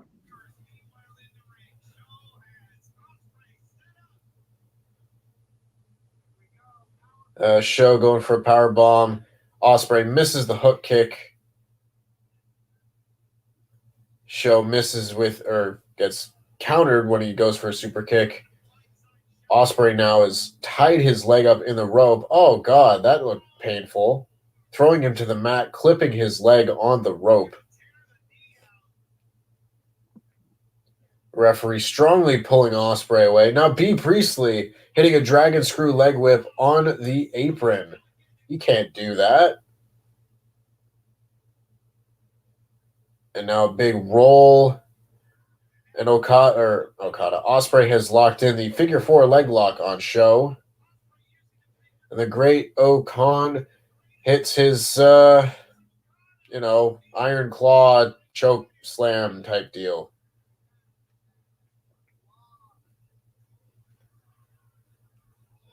Have you been impressed with the Great Okan so far? Not particularly. And Ospreay wins with figure 4 leg lock. Match needs more. Shut up, Adam Galloper, you horse. No one needs more.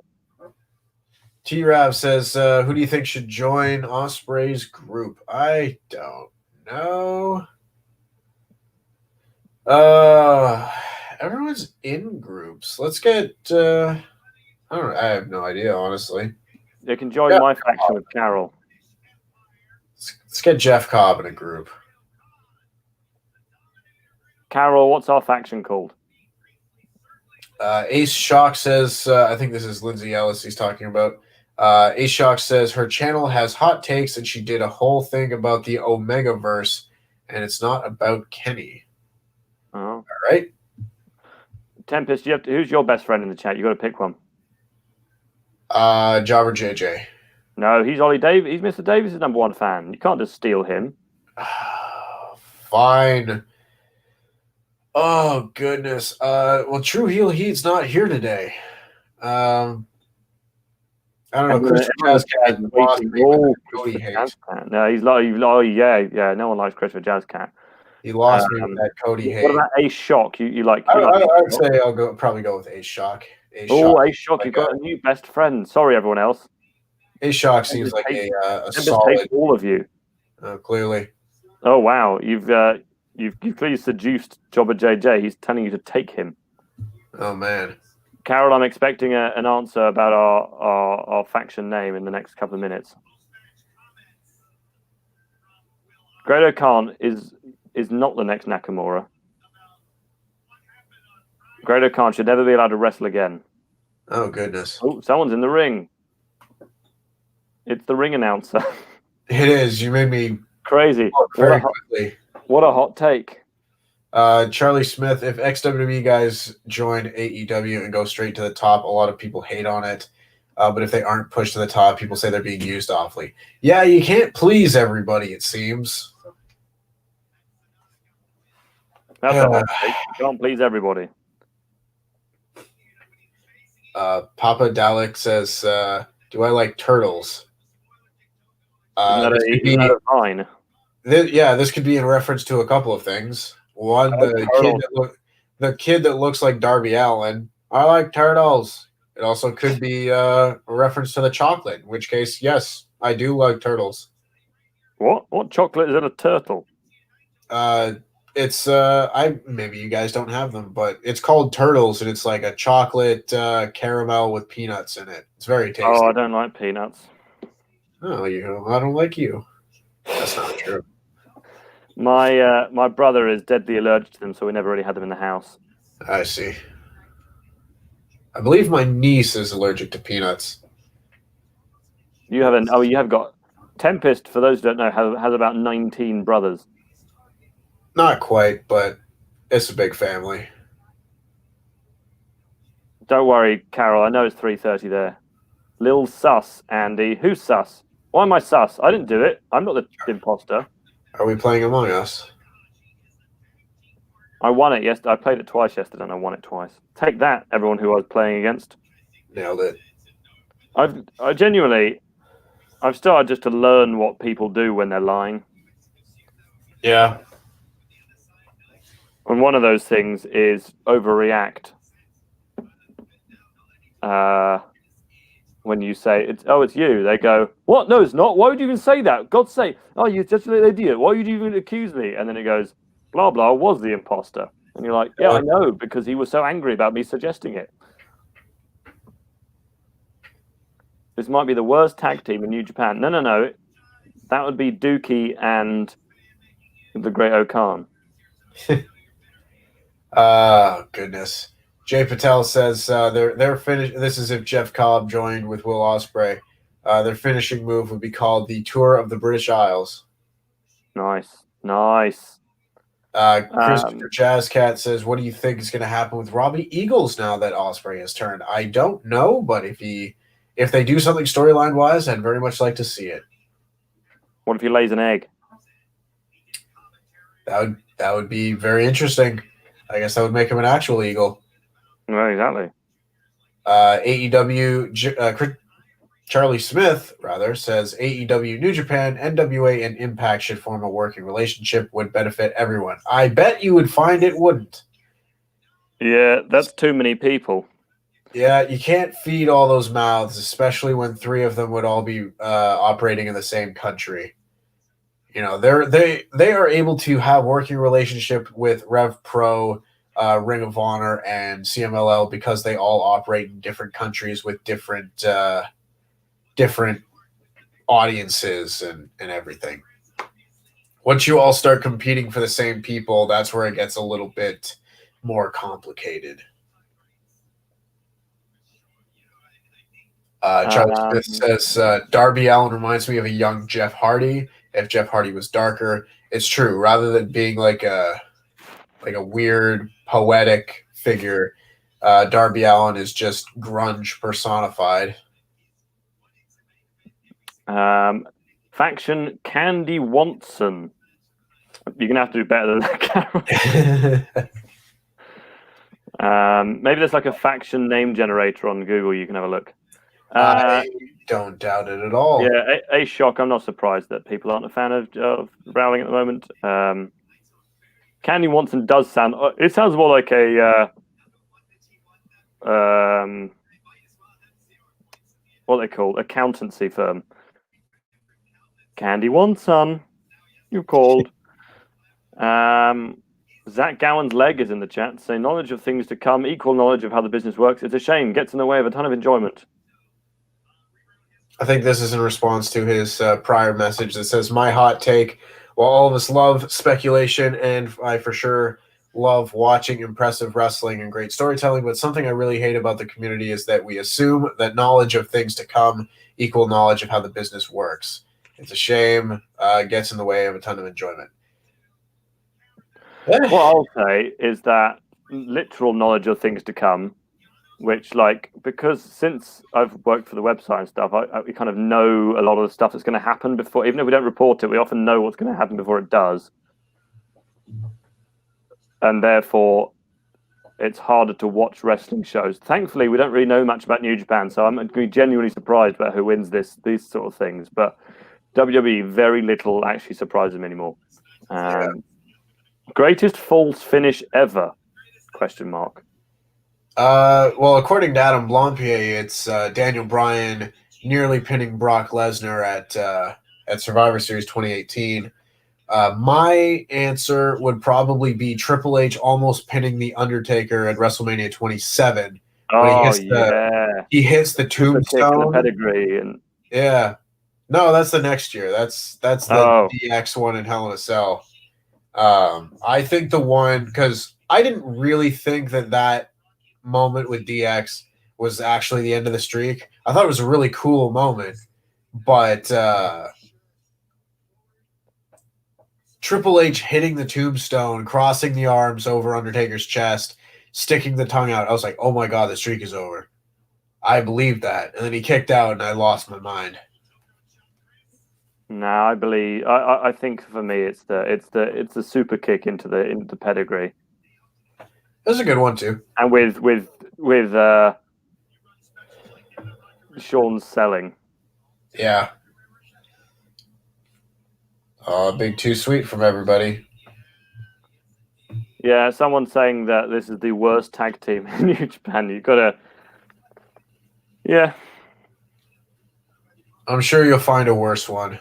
That graphic makes it look like Bushi is the IWGP Heavyweight Champion. That would be a shock. Ashrith says, do we think AEW will turn Arn to form the Horsemen? I don't know what they're doing, because they had Arn represent FTR during the contract signing they did, where they signed, quote unquote, their deals with AEW. I don't know, maybe. It definitely seems like they're going in that direction somewhere.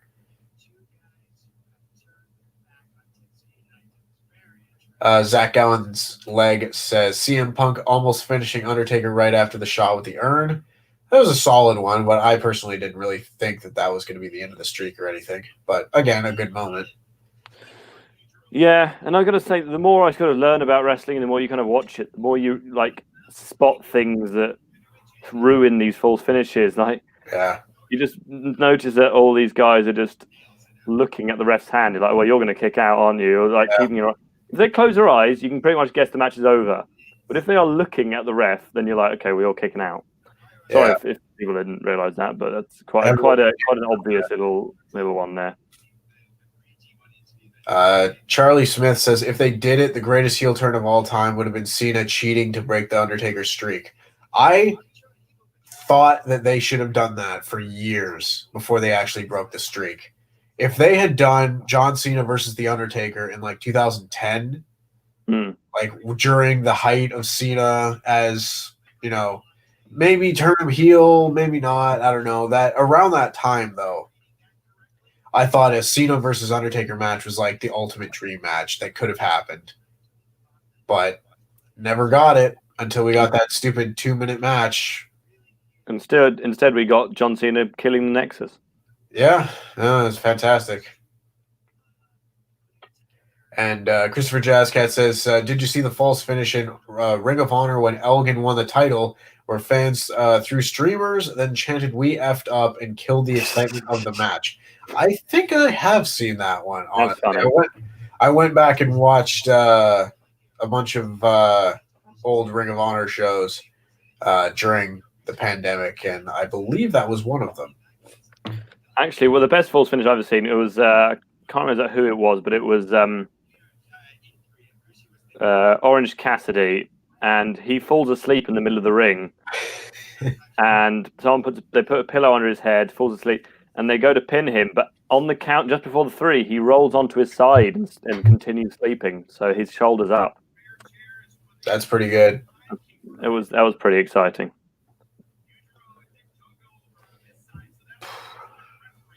Oh, Adam's Fancy Booking did that storyline. He had Undertaker losing to Cena at WrestleMania 30. I thought John Cena breaking the streak would just be incredible.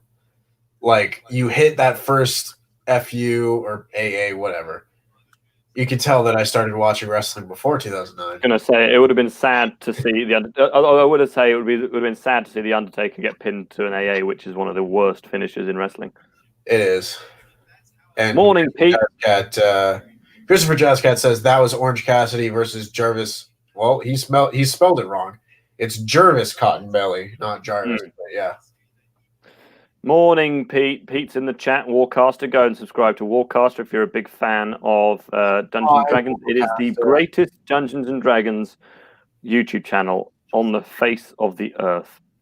I hope you slept better last night, Pete. The reason Pete was so giddy yesterday morning is because he had about 2 hours sleep the night before. And I know you wouldn't understand that sort of thing, Tempest. Oh, no. I know nothing about getting no sleep. Tempest, who is the best heel entrance in New Japan? Not something I really know a lot about, I have to say. Yeah, I mean, the entrances in New Japan are not, like, spectacular. You know, like, very few people have things that they do. Like Okada has his pose. I mean, Suzuki's got a good... Yeah, so if you count Suzuki as a heel, then it's Suzuki. You know, but again, he really likes to clap along, get people to sing the part of his song and everything like that. But if you consider him to be a heel, then I would say Minoru Suzuki. At Wrestle Kingdom, yes, Christopher Jazzcat says they're spectacular at Wrestle Kingdom. For sure. You know, if you're counting just Wrestle Kingdom ones, like, yeah, there's a bunch of really good entrances. Corporate King Q-Tip Chopper Whopper. Let us know what you think the best full finish in wrestling ever is. Tempest thinks it's was it WrestleMania 27? Yes, Triple H trying to pin Undertaker after the tombstone. And I say it's the year after where Shawn hit the super kick into the pedigree. Flame Inc. is in the chat. Hi, Flame Inc. Flame Inc. What did you miss? Not a lot, I have to say. Yeah, There's been a lot much. of multi-man tag matches, most of which have been a bit boring. But that's not really why we're here. We are here for the final. We just have to sit through a lot of matches before we get there. Did you cry watching the New Day Friday? No, that was Pete. Pete was the one who cried during that. I genuinely have never cried at a TV show or film, and I know that makes me really hard. Maybe I just don't have the right connection with stuff like that. I will say the closest I've got was, I don't know if you've seen Pursuit of Happiness. Oh yeah.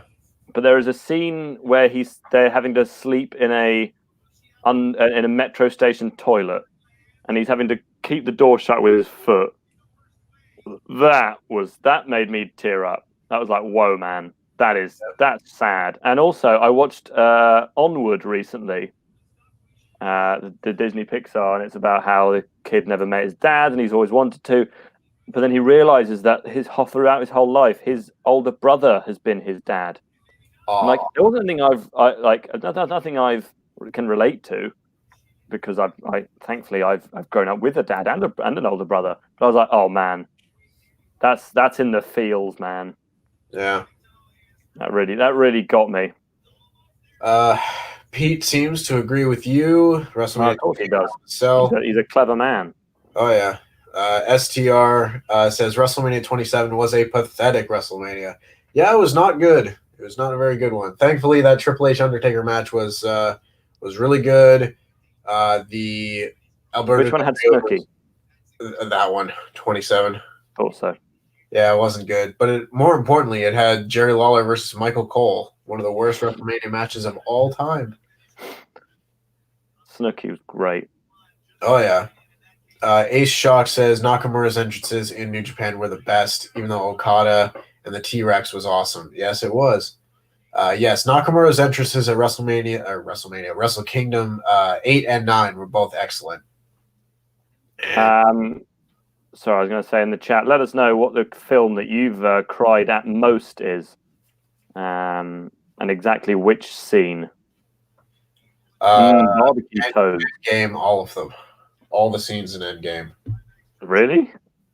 I shed many a tear in that movie. I'm not gonna lie. Wow, maybe I'm just a cold-hearted bastard. But what's the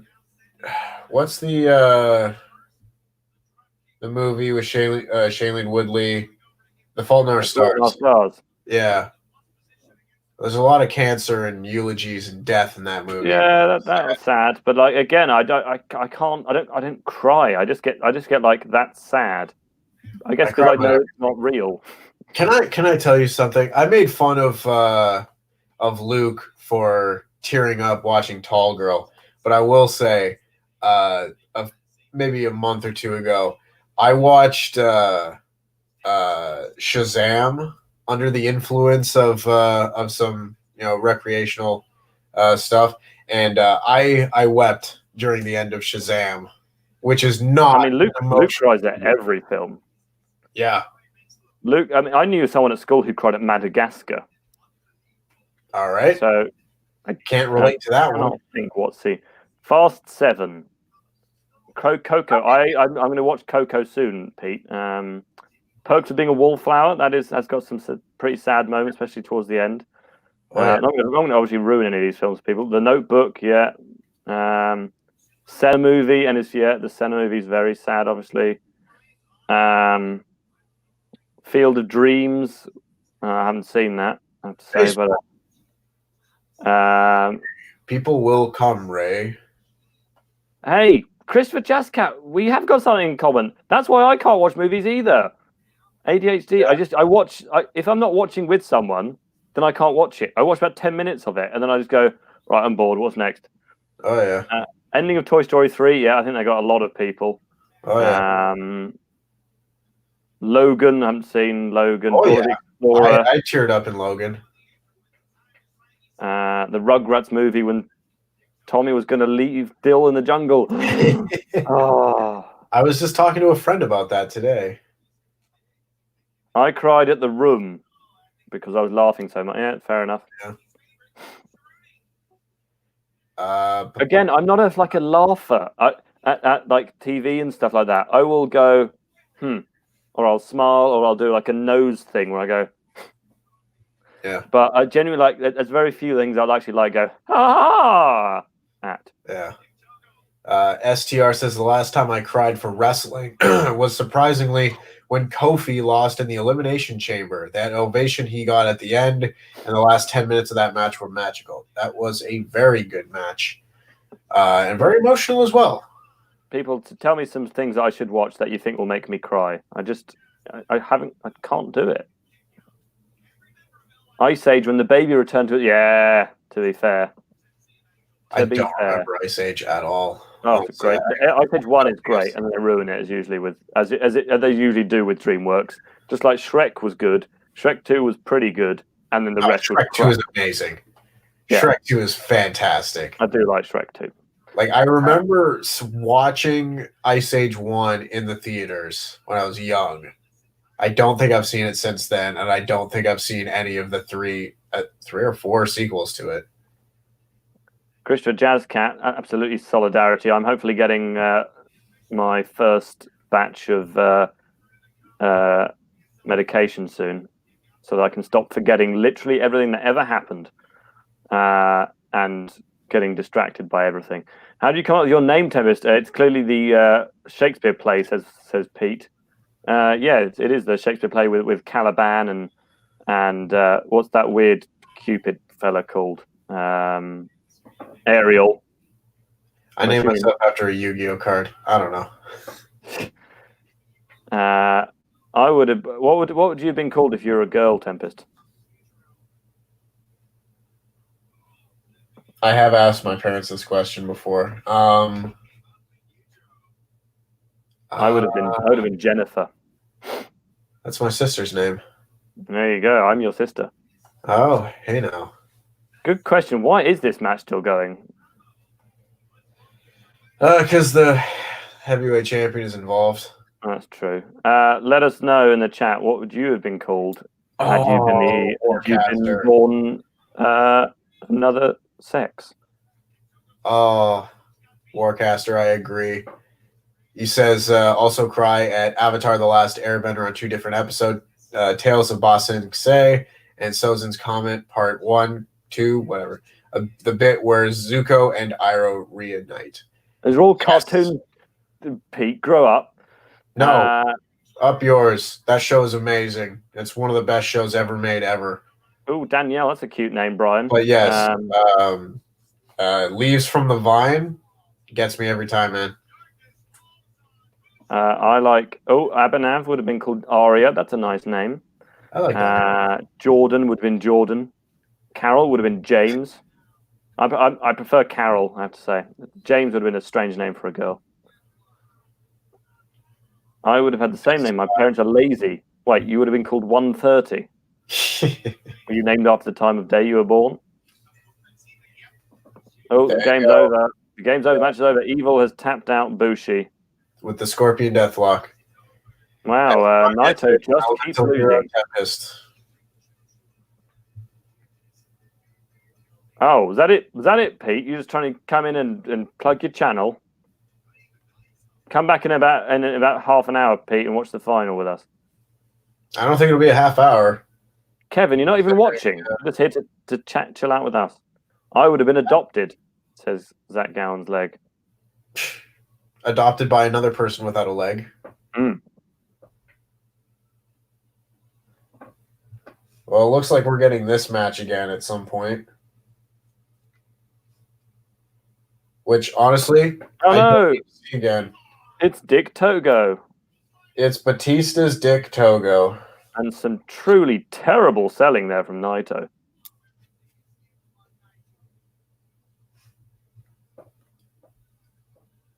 Warcaster says, I was just waiting for my headset to charge before I go for a run, and it has now charged, so I'm going to go do that. Bye.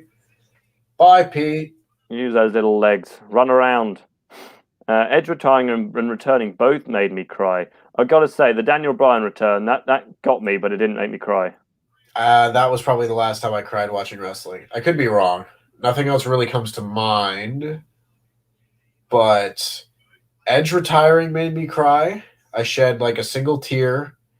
And then Daniel Bryan retiring, I cried. I can't remember if there was anything since then that got me.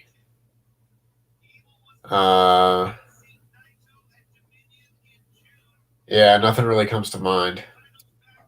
But Edge is my favorite wrestler of all time, so his retirement got me. I prefer Bono.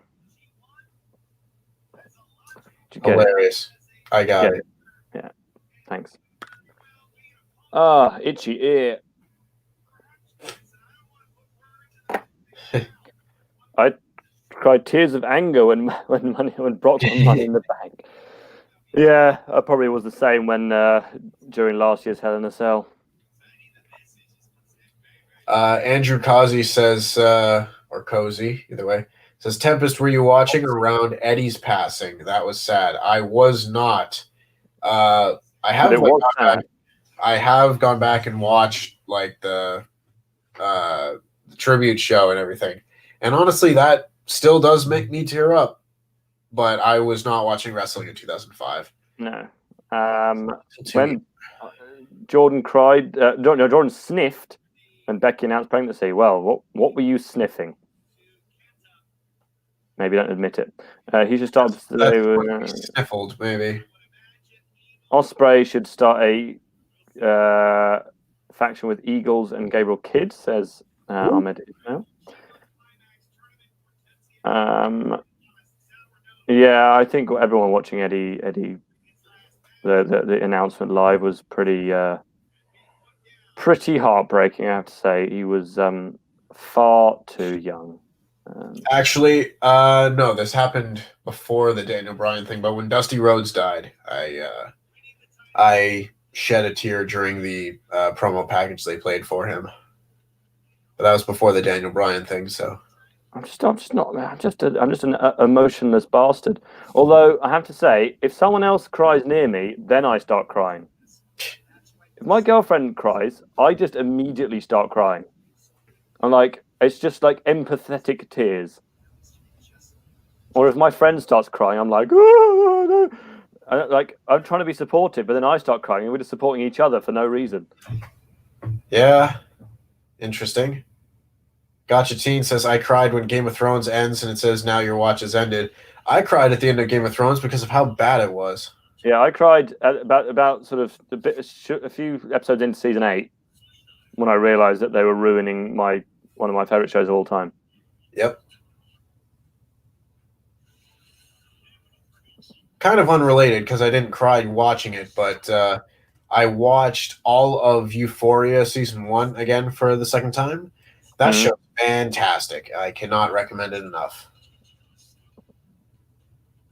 As a kid, Stone Cold's my favorite, but now an adult, I prefer The Rock. Fair enough. Let us know if there's any. That's a fun one though. Is there anyone you really liked as a child, or like when you were younger, but now don't like or prefer someone else? Like, for example, I really liked. I thought the Great Khali was really cool when I was younger, and then I realized that he was rubbish. Yeah. Because I didn't really know wrestling, I just thought, "Wow, look at this guy." Which is, I was just basically Vince. I was like, "Wow, check out this guy. He's big." Yeah. I didn't cry at the Red Wedding, no, because I started watching Game of Thrones a bit late, and therefore I knew it was coming. Well, I will say it actually really bothered me because I wouldn't say it was spoiled for me, but I went over to a friend's house right before I started watching Game of Thrones, and they were watching Game of Thrones, and they just happened to be on the episode that was the Red Wedding. So I saw that and knew... What's it called? The Reigns of Castamere, isn't it? Yeah. So I knew what was going to happen before it happened. I was stupid, and because I never planned on reading Harry Potter. I just wasn't that bothered. Uh-huh. So I always knew what was happening before I read it. So before I went into the 7th book, I knew everyone that... I mean, maybe someone in the chat who hasn't read it yet or is planning to. I knew everyone who dies in the 7th book. So when they all happened, I was like, oh, yeah. Oh, yeah. You've been asked by Rob, and he's saying, don't take this the wrong way. Did you watch Degrassi? I don't know what that means. It's a show here in Canada. I don't know if you're familiar with the rapper Drake, Big Star. Yeah, I have heard of... I'm not that much of a loser. You're not Louis. Well, you never know. Yeah, he acted on Degrassi. I haven't seen a ton of the original Degrassi. It was popular kind of before I was into such things. I have watched all of Degrassi. I think it's either Next Class or Next Generation, literally is just like Mystery Science Theater style, watching just terrible TV with friends and laughing at it. It's a horrible show, but Watchable. when you're just watching something and trashing it, it can be entertaining. Craig, there's still another hour left of the show, so we don't know who won yet. Let's have a look. Drake got shot. Well, Justin Bieber got shot on CSI, so it's true. But Drake survived. Red Wedding. Charlie says never been able to get into Game of Thrones at all. I think that's because the first series is quite slow. I think a lot of people got stuck at the first series. The second series is better. Third, fourth, and fifth series are really good, and then it slowly goes downhill again. The Alpha Artist asks, do we think an ex-WWE guy would ever win the IWGP Heavyweight Championship other than Brock? I mean, if he committed to more dates, I could see Jericho winning it, but I don't think they're going to do that. Other than that, you really got to be like a really top guy, and I don't see... Oh, look, it's Masahiro Chono. How about that? I don't know. I don't see it happening, honestly. It would have to take like a really top star to come out of WWE and do that. And I don't foresee too many of them taking on that full-time schedule with New Japan. So we will see. Kevin says his favorite, he was a kid, was Rey Mysterio. Still love him to this day, but not his favorite. T-Rav used to love Ultimate Warrior. Flame Inc. liked Disco Inferno and hated Hulk Hogan. STR says, is The Rock roasting Sacramento the best comedy segment in WWE? I was also just talking about that with a friend of mine, because I think that's the loudest boos I've ever heard at a wrestling show. Oh, translate Chono. Let's see. I really like the G1 Climax. I'm so glad to be here. Man, wasn't the Great Okan terrible? God, I really wish he had never come back from Excursion.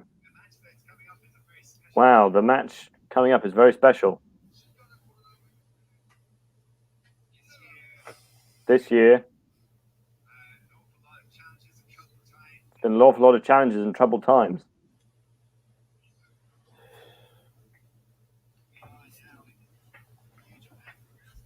We are now in New Japan Pro Wrestling. And we're really leading the way in how to conduct ourselves within the confines of stuff. I'm not just copying Chris Charlton. I'm truly grateful to New Japan Pro Wrestling.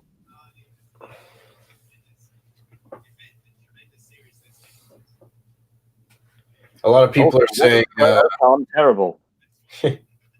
A lot of people are saying that the Kevin Owens and Elias segment in Seattle is the biggest booze ever. I think that's the longest booze ever. Yeah. As far as the loudest, I still think it might be The Rock. What about Roman Reigns coming out after beating The Undertaker? That is also a very good candidate. But The Rock saying that I'm leaving Sacramento, but I'll be sure to come back when the Lakers beat the Kings in May. Those people did not like that.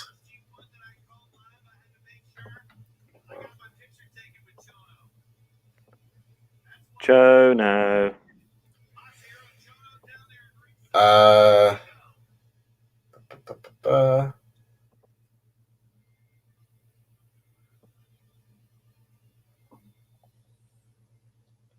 Well, it's just about time.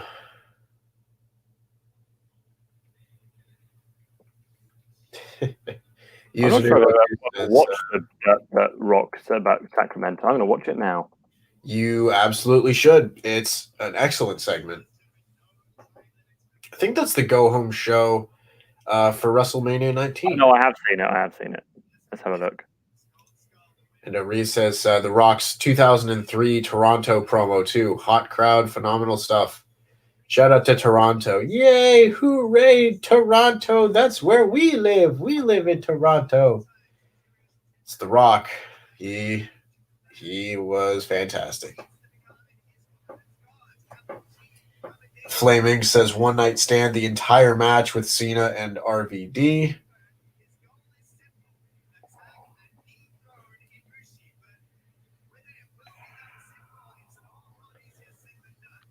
Oh, wow. He is really playing this crowd.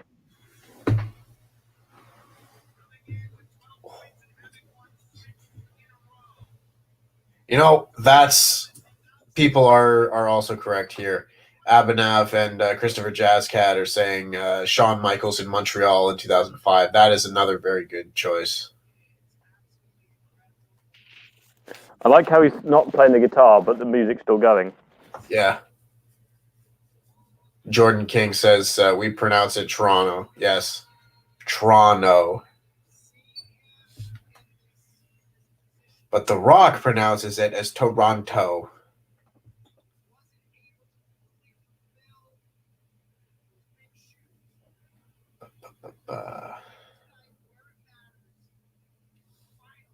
Yeah, nicely done, Rocky. I pronounce it Toronto.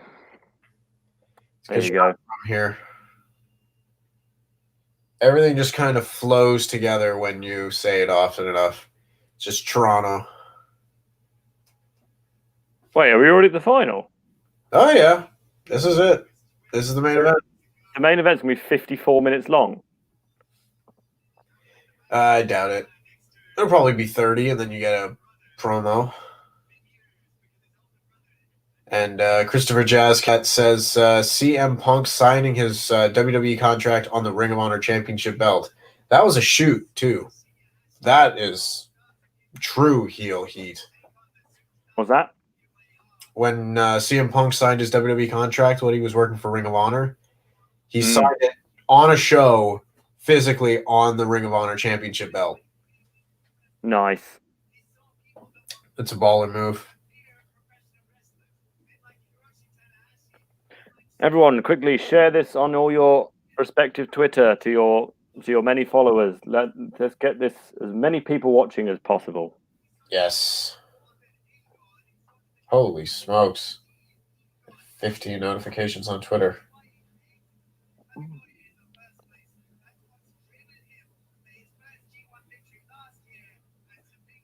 Reigns did get massive boos in 2015. Who did? Oh, yeah, Reigns in the Royal Rumble.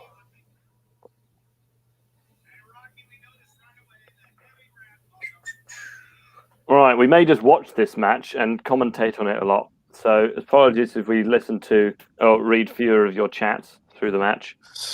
But this match is quite important. Fact channel hot take here from Fact Channel saying CM Punk is the most overrated wrestler of all time. It depends how you think he should be rated, I suppose. I would say that's probably a bit harsh. It's probably harsh, but I can sort of see why you would say something like that, because I think if you had never seen CM Punk during his time at WWE and stuff like that, then I think watching you would, and if you watched it back, you'd be like, well, I mean, this guy, everyone talks about it, everyone's chanting his name still. He must have been this absolute kind of greatest wrestler of all time. Yeah. And while he was very good, I don't think he was the greatest of all time. I don't think he was the greatest of all time, but I mean, most overrated of all time, I think it's a bit of a stretch. And Zach Gowen's leg says, do you think The Miz is the closest thing to CM Punk nowadays in relation to truth spoken on TV? No. That would be AJ Styles revealing literally everything on his Twitch channel. Yeah, I don't. Anytime I watch The Miz on TV, I don't feel like I'm getting a worked shoot promo out of him. And Ibushi rolls up Sonata for the win, and that's it. Oh my God, I wasn't paying attention. Everyone. There we go on. What a great match. OG just says, Tempest, sup? How you doing, OG? Og. Og. Username 02 says The Miz over CM Punk. That is an opinion. One I would not disagree with, or one I would not agree with. I've only got one screen, so you're gonna have to just.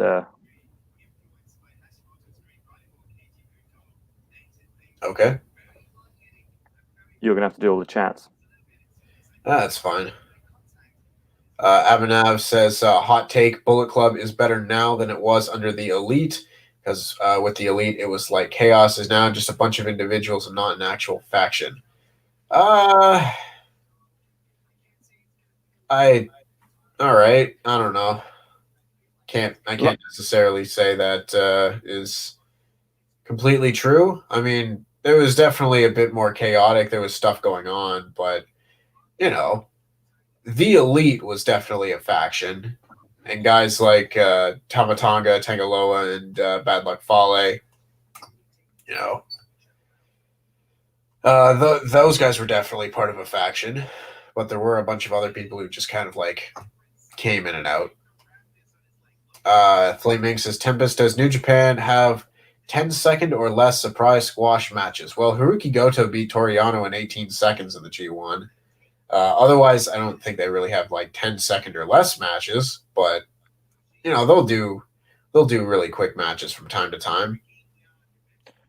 Bri Robinson says CM Punk stole Kenta's moveset. Sure, CM Punk and Daniel Bryan both took a lot of things from Kenta back in the day. Like with the Japanese wrestlers not having tattoos, is there a reason none of them have any hair on their bodies? Is that just a Japanese thing? No, that's a typical wrestling thing. I know wrestlers do it, but like there's plenty of wrestlers who do have hair, like Drew McIntyre and Sami Zayn and Shawn Michaels and stuff. Yeah. Again, it varies from person to person, but it's not terribly uncommon for a wrestler to shave and nair their bodies just for the sake of not, you know, being aerodynamics. Yeah, sure, that. Oh, goodness.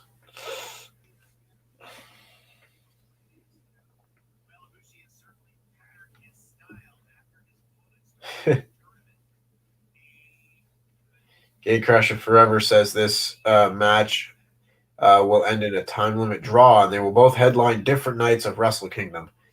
That is a prediction. I don't even think if this match does have a time limit draw, it's 60 minutes and not 30 like the other matches. So I don't know that these guys are wrestling for an hour, but we will see. There's no time limit. There you go. So incorrect you are, Gatecrasher. Yeah. So this could be forever in that case. Could be. It's been very standard so far. Ibushi's currently got I don't know, a wrist lock, but it's going to be a rope back. A lot of respect between these two, it seems. Who's going to be the first to snap and show some disrespect? Oh, yeah. Shaded Bear chimes in, most wrestlers moonlight as swimmers. That's right, you got to get rid of all that body hair. And Charlie Smith thinks that Bullet Club should have split up ages ago.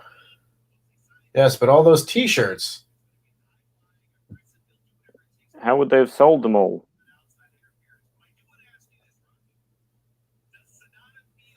Flame Inc., that is a question I don't think I really have an answer to. What's the question? I mean, I assume my answer. It's questionable at best.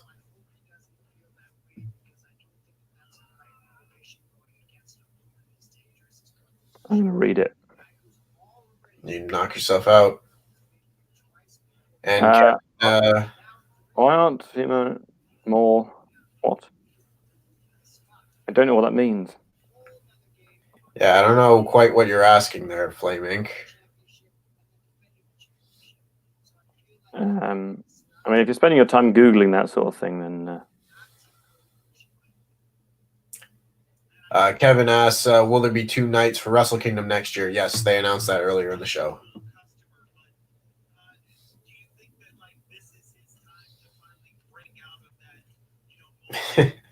Ashrith says, what plans do you guys have after the G1? Sleep. I'm going to get sleep. I will be going back to bed. I will be going to bed. I'll be going to bed, sleeping, and then probably watching football today. Oh, who's playing? Is it the Packers? The Packers are playing today.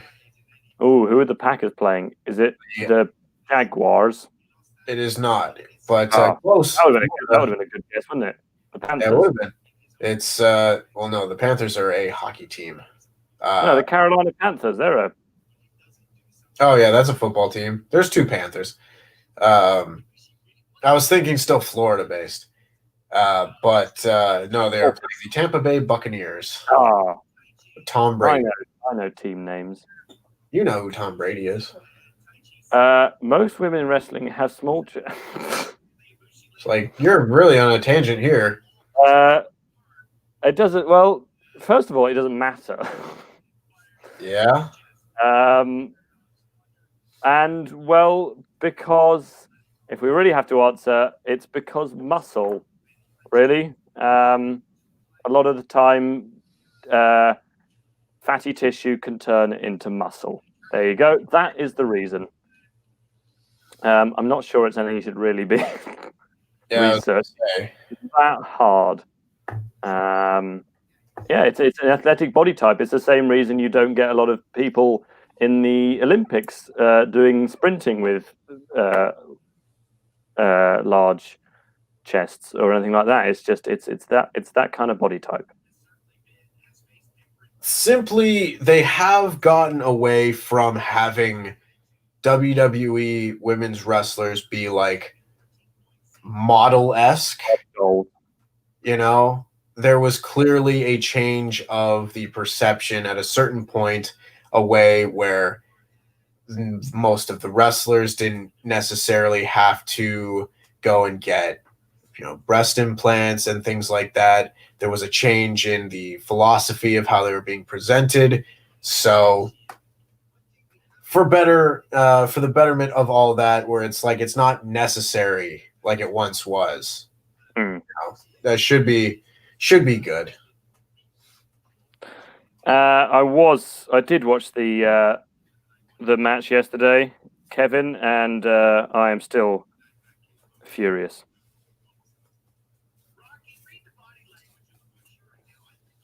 I do kind of remember that Christopher Jaskat.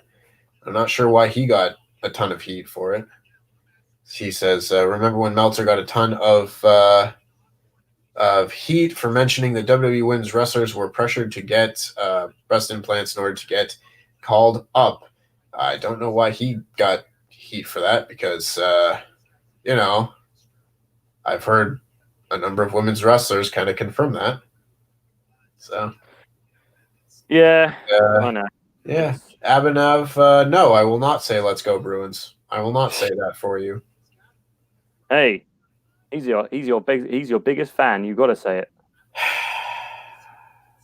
I dislike the Bruins much more than you dislike Zack Sabre Jr. Hey, I don't dislike Zack Sabre Jr. I just dislike his wrestling style. Abhinav, that's the joke. Gotcha.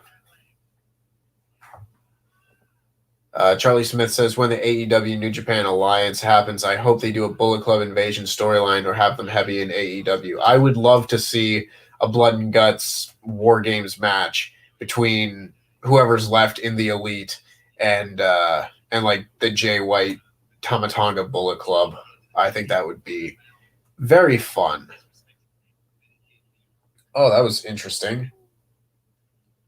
Sonata appeared to go for a drop kick, but I don't know if Ibushi dodged or if that was just something that wasn't supposed to happen.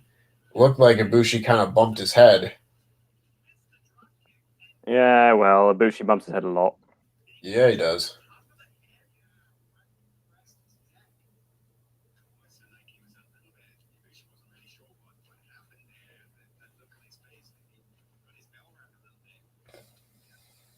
No. Sorry. My laptop was just like, we would like to do an update.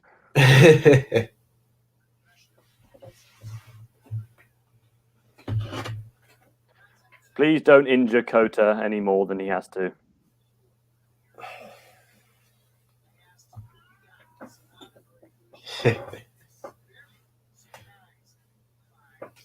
Flame Inc. misspelled my name, but he says, please have your team destroy the Bucks. My Saints need breathing room in the NFC South. Fingers crossed. I would very much like to go to 5-0. So let's do that. Yeah, go Ravens. Yes, shout out to the Ravens. My second team in many ways. Alpha Artist says, speaking of which, do we think we could get that Kenny and Jay White feud that we never got? Maybe. Never know. Sort of I'm the best gaijin. Yeah, I'm here for it.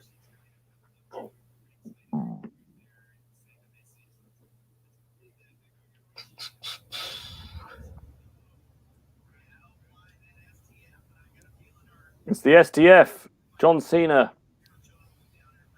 Except everyone in wrestling does a better STF than John Cena.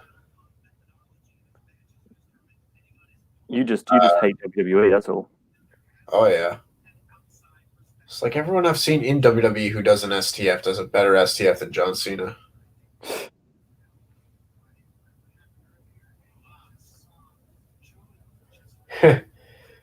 Gotcha Teen says, which possibility is more likely, Conor McGregor to WWE or a CM Punk return? I'd probably say a CM Punk return, honestly. I don't know that they're really looking to deal with something like Conor McGregor right now. Yeah. WWE would never deal with someone like that. I know. They would never deal with someone like... They also don't have to pay most people to... they wouldn't have to pay people as much money as Conor McGregor would ask for. Flame Inc. wonders who's going to be the first team to win, Jets or Falcons, who are both 0-5. I would probably say the Falcons. The Jets are an abysmal sport franchise. Like, the Falcons should have won a game by now. The Jets could go Well, win. there was that year that the Browns lost every single game but one, didn't they? No, they lost every single game. They won 16. I think they may have gone like 1-15 the 1 year, and then the year went 0-16. Yeah, they're a bit better now, though, these days, aren't they? Oh yeah, they're actually a good team now. So, shouts out to them. Wow, they really won't stop going on about his bell being rung, will they? No, they will not. Since your wrestling name came from a Yu-Gi-Oh card, what's your favorite Yu-Gi-Oh card? Mine's Blue Eyes White Dragon, because that's the one I remember. Oh, you mean... Hang on. As I try not to knock everything over. Is there a Red Eyes Black Dragon as well? There is a Red Eyes Black Dragon. You mean this? There we go. Look at it. Yeah. Look at it. That's the one. That's the one. As I move my entire monitor over. I like the Blue Eyes White Dragon. That's a pretty good one. I don't know that I have a favorite Yu-Gi-Oh card. Who was that guy you could get like the arms and legs of? Exodia. Yeah. I once ordered all of the parts of him on eBay, and then the person sent me just a bunch of random cards that weren't Exodia. Oh man! I got my dad to. It's one of those times where you're trying to have to convince your dad to buy you trading cards, and he's like, "What? What? Why? Why am I doing this?" Wait, it's Nugget in the chat. Someone just says #stop Nugget. No, I've got a thing right here. That Stop Nugget. If all of you watch the WrestleTalk recap here on Wrestle2, you would see these things already. Who's your favorite Pokemon, Tempest? I'm not sure I have any Pokemon cards. I have all of my Pokemon cards in a bag as I'm prepared to give them to my nephew. But yeah, I think mine are somewhere in a. Actually, no, I think I sold them all. My favorite Pokemon, I think Phanpy is adorable. I love Phanpy. I love Tyranitar. Yeah, I'll go with those two. Phanpy and Tyranitar. I think Tyranitar is Pete's favorite. Oh, he's probably going to correct me there. Right. That sounds familiar. Mine is... Oh, I don't know. I do like Typhlosion. Yeah, it's a cool Pokemon. Because Pokemon Crystal is still my favorite Pokemon game of all time. It's my favorite game as well. There you go. It's just got so much. It's got both Johto and Kanto, and like it's just so long. You can play it for ages. Yeah. Wailord is better. What is better than a big fat whale? Ask your mum. Oh, Wailord isn't fat. It's just filled with air. It's just a whale. Yeah. Yeah. Well, it's a balloon Pokemon. You're gonna go watch PewDiePie? Oh my god. I mean, I'm Swedish already. Why can't you just watch me? Yeah. Kevin seems to say his favorite Pokemon is Infernape. Jordan Kidd is Wobbuffet, but it's spelled wrong, so clearly he's not. Wobbuffet. Wobbuffet. Ryan Reynolds is my favorite. That's good. I like that, Josh. Who else? Who else do I like? To be honest, everyone from Generation 1. Although I did actually quite enjoy playing the latest, because when I was a kid, that the big thing I always wanted was like a Pokemon game on a big TV. And I know they had like Pokemon Stadium and stuff like that, but to really play like a Pokemon game like what we did with X and no, it wasn't X and Y. It was Sword and Shield on my Switch, on a 50-inch TV. That really got me going. Oh dear. Kota Ibushi is not happy about that. Now we've just got people naming their favorite Pokemon.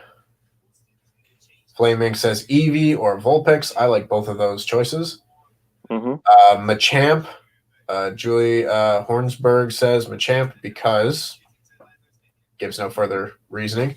Bidoof. And Carol says Moltres, Hot Fire, best Pokemon. Oh, hell, Bidoof is. I also like C-Dot because the one move he has on his Pokemon card, or she, is Trip Over, and it does 10 damage. Literally, its move is that it lies on the ground and you fall over it. It's a good one. Dan says Farfetch'd is also really good. Spelled wrong as well. Short, yeah. Whatever you say. Beyblades were great. I played Beyblades when I was about 7 or 8. I had a purple one. You ever have those little those cubes in elementary school that you can connect them together, and kids would turn them into Beyblades?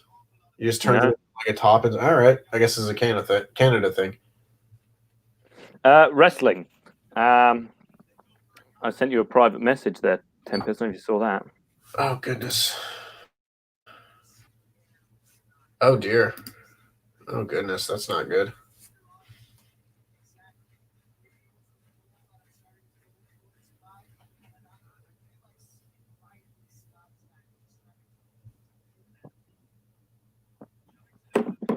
I think he's all right though. Sonata misses a moonsault attempt. Tries to go between Ibushi's legs, but Ibushi catches it. Ends up just headbutting his penis. Power slam from Ibushi. Rolls out into a... Oh, God. Didn't seem to hit that properly. No. It was like a corkscrew moonsault Stardust press type deal. And now Sonata is going for a moonsault of his own. Lands on his feet. It's a Hurricane Rana. The sort of stories is match that they're kind of reading each other a lot, and then one of them will then get the upper hand briefly. Going about 10 minutes so far. 10. Yeah. Jordan King says Snorlax is his spirit animal. I've actually given some thought of getting a Snorlax tattoo. Really? I've thought about it. We'll see. I would want to get him and Totoro kind of together. Totoro, yeah, that's good. My girlfriend's a big Totoro fan. Totoro. I love Totoro. that. I love Totoro. She kept saying that because I never watched it. And she kept saying Totoro. I was like, and then I just kept saying it. It's excellent. Oh, Ooh, goodness. double Big double foot stomp. stomp on the apron. That's the hardest part of the ring. It is. It's crazy. If I was going to get a Pokemon tattoo, I don't know what I would get. Pete's got a Pokemon tattoo. Huh, interesting. He's got like a kind of unusual. It looks a bit like it's a Pokeball, but it's kind of a bit abstract. Pete, if you didn't know, used to be a Pokemon YouTuber before he joined us. Abhinav says, unpopular opinion, everything is evil and the Scorpion Deathlock are better finishers than the Skull End and Moonsault. I'm not a huge fan of everything is evil. It's just everything is evil. Everything is cool when you're part of the team. Everything is evil.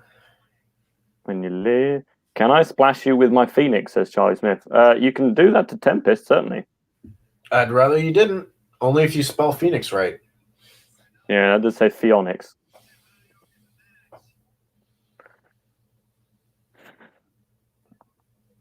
I do like Onyx as well, actually. Speaking of, Steelix, actually. I really like Steelix. Yeah. Scizor.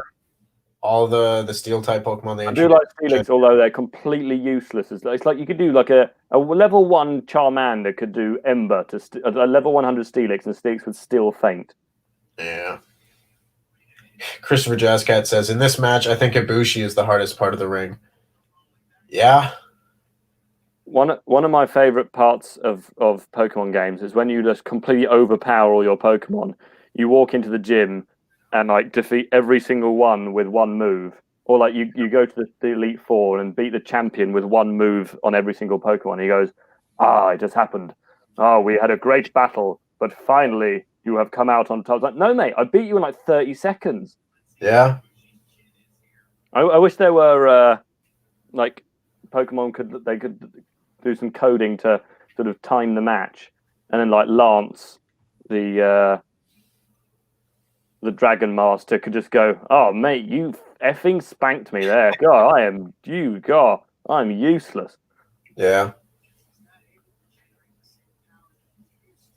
Flame Ing says, Tempest and Andy, if you had to take one gimmick, no wrestler, which would you put into New Japan? The Fiend, Stardust, Goldust, Sting, or Hulkamania? Sting. Yeah, I mean, Sting's a good wrestler. But it's just a gimmick, not a wrestler. I don't know what that means. As in, give a gimmick to just a person. Then, yeah, I guess Sting. Because Sting's gimmick is just that he was the Crow. It's like that. You could turn that and just give that same gimmick to someone else. No, that was Raven's entrance. All right, what should it be? Oh, goodness. I don't know. I tried not to watch WWE much when Sting was there. The original Pikachu card was selling for $250. Man, I had it's one of those things like you're welcome, Josh. You can watch the Lego movie. Like I used to I think I probably had an original version of the Harry Potter and the Philosopher's Stone book, and someone recently sold one for like $60,000, and it's like, oh, the Sonata goes for a drop kick, but he hits, he's hit a powerbomb, but he seems to have knocked himself out. Yeah, he couldn't go for the cover.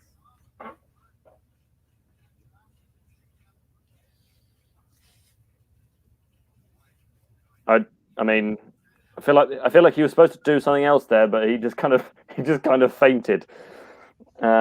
He was so impressed with his move.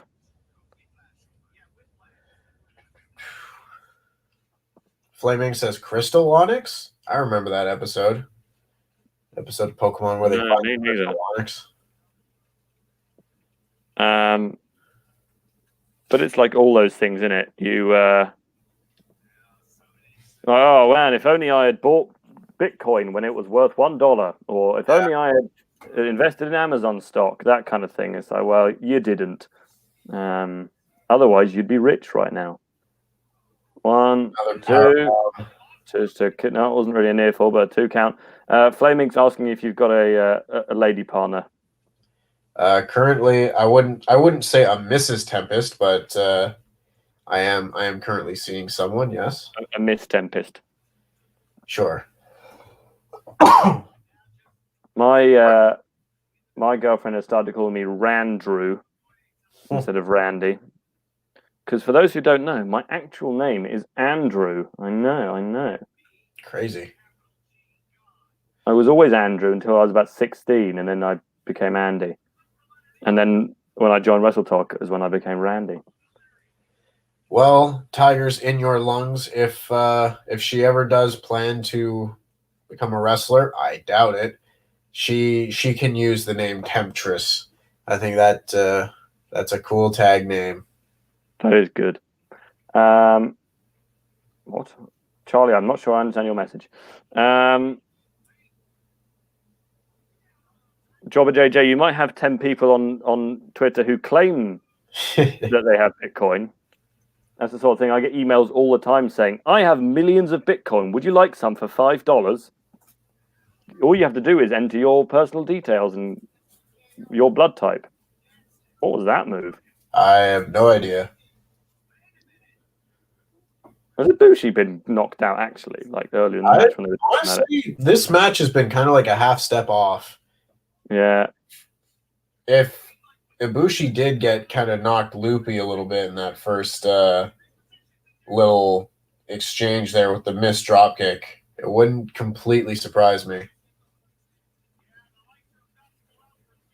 Yeah, he really looks like he's almost struggling to stand. Yeah. Let us know in the chat. Do you think Ibushi's been knocked? Let's see what Twitter says. Ibushi knocked out. The Alpha Artist says, could we have Ibushi versus Hangman Page with Kenny on the line? Make it a ladder match. Make it for the custody of Kenny Omega. Wrestling fans seem to like that.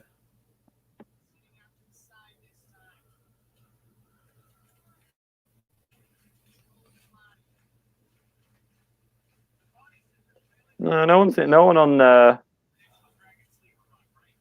on Twitter seems to. Oh no, I think there's something wrong with Ibushi here. Hope he's okay. Yeah, someone. Yeah. It's been 25 minutes so far, this match. Not a lot. I would say not a lot has happened. Sonata's got Ibushi in the skull end, so we'll see.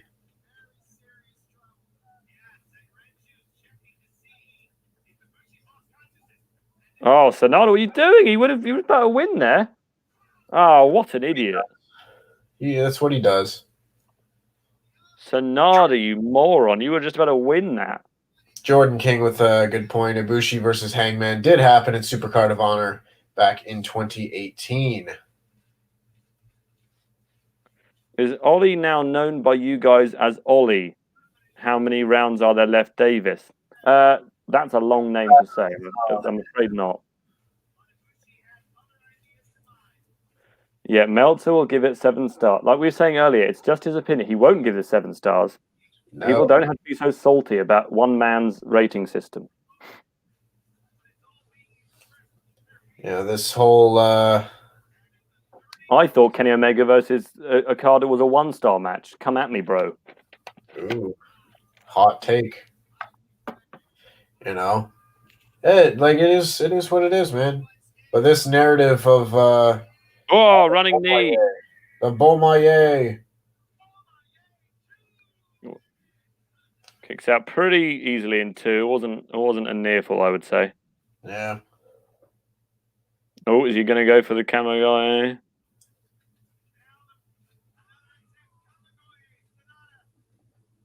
Oh, cutter. Pop-up cutter. From Sonata. 1, 2. Near fall.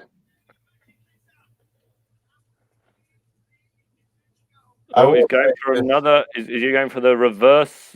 Yeah, he hits the moonsault to the back. Oh, I reckon he's going to get the knees up on this one or kick out. Knees up. Oh, I called it. God, I'm such a good wrestling commentator. How's the event so far, Sims? Joaquim, it has been fine. The tag matches were a bit boring, but you don't really come to the G1 finals for the tag matches. It's been about this match, which has been good. I'm waiting for it to be great. Yes, it's a good way of putting it. You just have such high expectations for the G1 final. Well, yeah. I mean, the last like 3 G1 finals have been 3 of the best matches ever. So it's like I say, it's getting better. It's just this is the New Japan style. They build matches to a crescendo.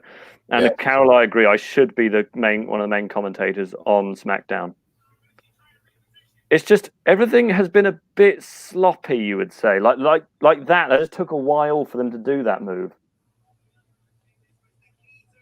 And Ibushi is now in the skull end once again.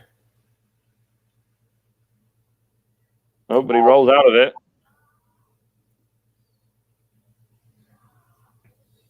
Wow. Just do a move, guys. Come on. Oh, he's hooking him. The leg trap pile driver. There you go. 1, 2, kick out. Fletcher Raymond says, who won in B block? I just got here. Sonata won the B block. Yeah, have a guess. It's either Sonata or the guy that won the A block. So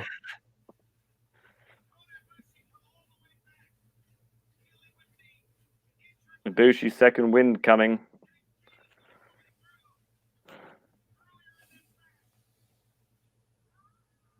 Barely even sweating, Ibushi. The only place he seems to sweat from is his head. yeah. Oh!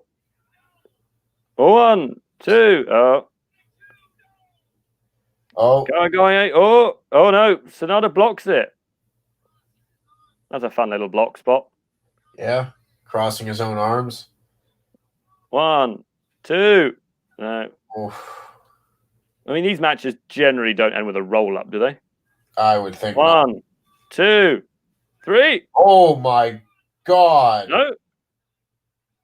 Oh, that felt like it was a botch. That was a 3, wasn't it? All right, that's the new closest near fall I've ever seen. That was a...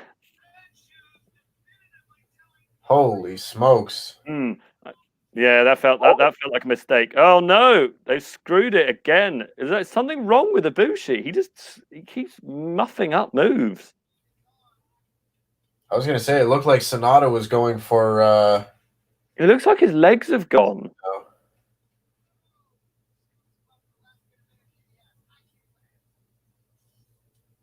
V trigger. Kamagoye. Oh, No. kicks out of the Kamagoye. Again. Oh, he's getting his actual knee out now. Now you know he's being serious. He's Japanese ref. Stop counting 3. You know what the match finish is, Red Shoes. Oh, he's going for the second Kamagoye. You go for the padless Kamagoye. And he hits it. That should be it. Yeah, that's it. Kota Ibushi is your G1 Climax winner. That was a good match, but it wasn't great. There were quite a few spots there which I thought were pretty sloppy. Huh. Tempest, you seem disappointed. I just saw something in the chat that has piqued my attention. What?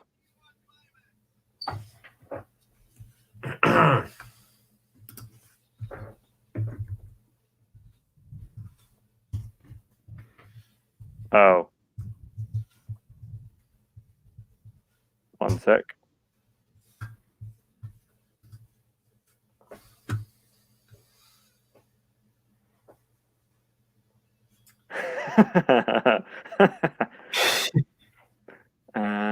It's this one. Well, yeah, this G1 Climax final, not quite the great match that many of the others have been. But hey, Ibushi winning back-to-back G1 climaxes. Joaquin, this is we will hopefully we'll do stuff again. If you liked us watching and covering, let us know, and hopefully we'll be able to do it again as long as you share it with your friends on Twitter and things like that. Yeah, you've turned up a bit late, Joaquin, I gotta say, for this one. Sonada is rolling out of the ring there. Ooh, very wobbly camera. I'm not sure they were supposed to do that. Ibushi is dead.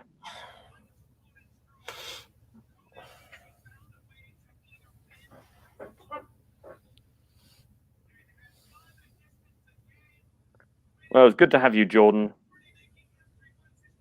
Yeah, it was a bit sloppy, but I think you can forgive them for having one sloppy match. I know you're expecting the one of the best matches of the year. I would say, I'm Dave Meltzer. That was a 4 1/4. Yeah, that sounds about right. Somewhere right there. 4 1/4. I like a young Rodney Trot. That is rude. I don't know who that is. Also, it's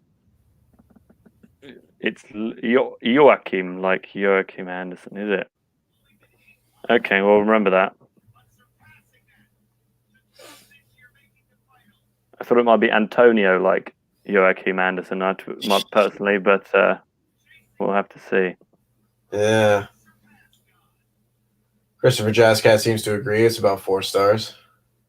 Yeah. No, what he actually done, Christopher Jazzcat has just said the F word, and it's oh yeah, it bleeped it for us.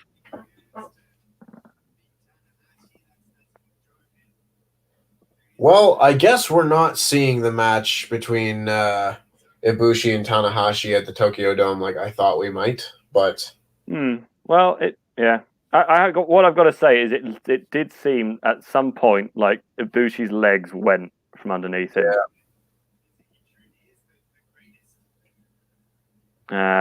We'll have to see if there's an angle here. I mean, we have technically got 30. Like it was scheduled for until 10 o'clock, my time, so 5 a.m. Eastern, 2 a.m. Pacific. So we'll have to see. Ian Parker says, I want Tempest back from Math Cube Beyblade video. Maybe a WrestleTalk tournament. Yeah, send me over to England. We'll make that happen. I do really like Beyblades, I gotta say. It's Beyblade. It's good stuff. So they're now setting up for the presentation of the trophy. Chono is handing over the trophy. Okay, Ibushi's going, rub my sweaty head on your hand.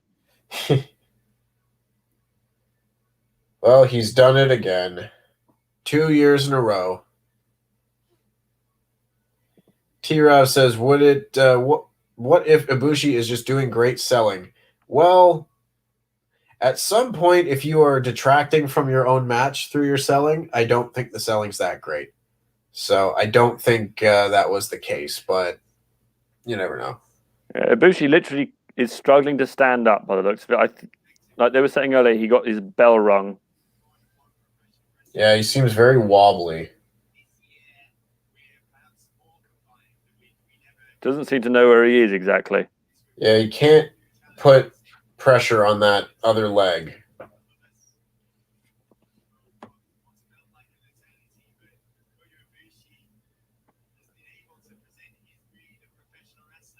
Huh.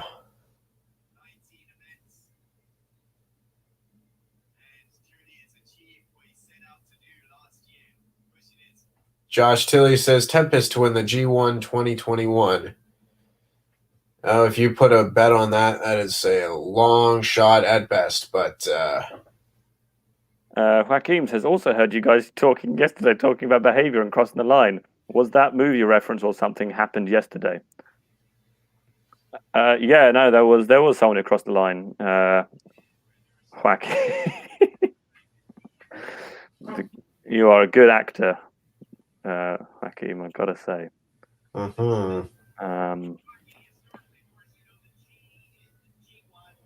Matt Emmanuel says, with Naito losing to Evil, Sonata, and Kenta, who do you think will get a title shot for Wrestle Kingdom? I think Sonata, possibly Evil, maybe both if they find time, but... Is this the first time Ibushi's had his leg strapped? I didn't notice it before this, so something may have happened. But he does seem very wobbly. Yes. And it wouldn't be the first time Ibushi's been knocked. Christopher Jazzcat with a super chat saying, thanks so much for the coverage, folks. Love that we still got a G1 after everything that's happened this year. Wrestling is the best. I must agree, while it is a lot of work to do something like this for a full month straight, it's been a very rewarding experience.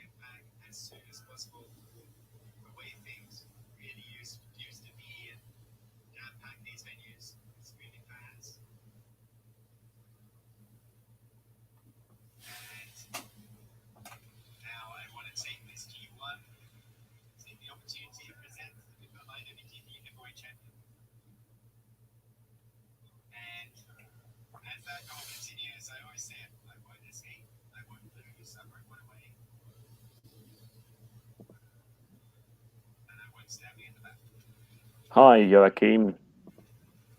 What's up? Interesting, Joachim. We've never seen you in the chat before. Are you a new fan? Let us know.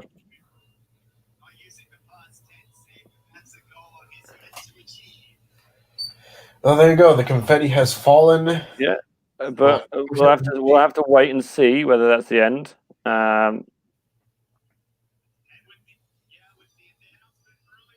It doesn't feel like they're setting up for something, I have to say. Yeah, it feels like that might just be the end. Once again, he is struggling to stand up. This feels bad. Yeah.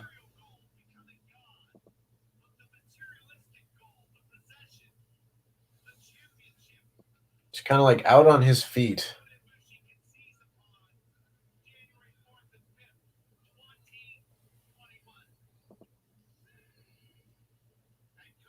Oh, all right.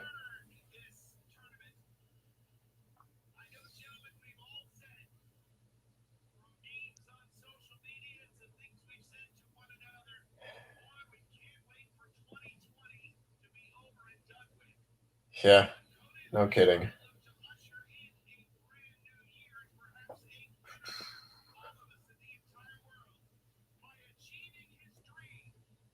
Getting all those pictures in. Oh, yeah.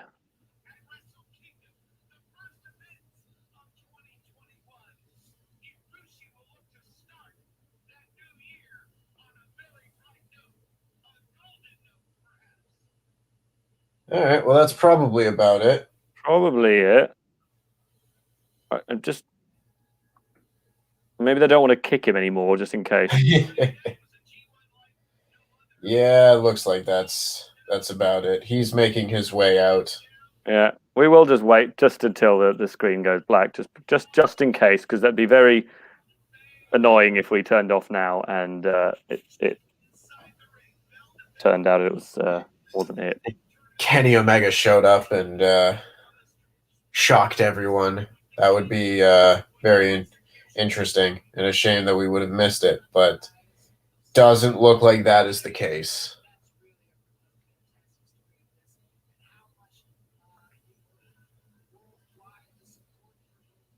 Yeah, right on. You know, well, that was the G1 Climax tournament. It was. We had a lot of fun covering it, so thank you all very much for joining us. It's been an absolute pleasure, even if we've both been quite tired, especially Tempest. Yes. A round of applause in the chat for Tempest, who has been getting up at all sorts of random times of the night and staying up. Look, there you go. Even Jushin Thunder Liger is clapping you. Yeah. Excellent. Yeah, well, I must say I do appreciate everybody staying. Of course, our viewership has gone up for the last few days of the tournament, so that is very encouraging. It's very encouraging. Yes, encouraging. It has been very nice to have all of you take this journey with us. I will be back tomorrow, Monday, with Sono Lad, just in case. You know, it's 5 a.m., but I haven't slept, so it still feels like Saturday. So Joaquin is watching from. Joaquin just coming to say he's watching from Denmark. Yeah, and he's a new fan. That tracks.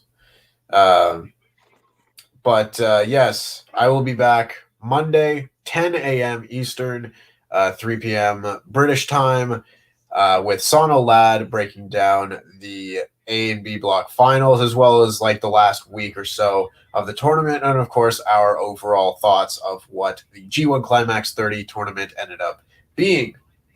So I do encourage you all to go and check that out. That being said, that was the G1 Climax 30 tournament. The G1 Climax. Yeah, thank you all so much for joining us. I'm pretty certain now that there is going to be no more. Yes, I think no angles. We are in the clear. Hakeem, tell us your favorite thing about living in Denmark. But yes, thank you all so much for joining us. It's been an absolute pleasure to watch along with you all.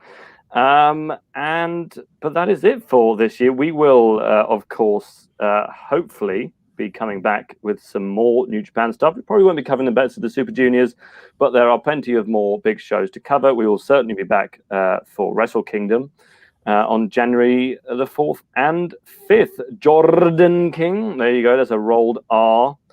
The city of Copenhagen. Yes, of course. Of course, that is everyone's favorite thing about living in Denmark.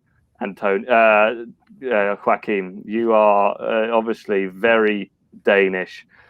Do have a look on the screen. There are going to be lots of videos popping up. To give us a subscribe, like the video, share the video to everyone you know. Yeah, just hope you've enjoyed our coverage. What? Daz Reynolds really seems to want me to answer his question before we go. Okay, we'll answer that. He wants to know if I think that Undertaker will be coming back for one more match. Yes, I don't think he's done yet. There you go, Daz. Well, thank you all so much for watching. Go and check out all our other videos. If you haven't watched all of the G1, go back and watch it and watch along with us. We have watched a number of the shows throughout the last few weeks. But for now, have a lovely day. Have a lovely Sunday. Enjoy the rest of your weekend. I have been Andy Datson. Over here, finally got it right, has been Tempest. And that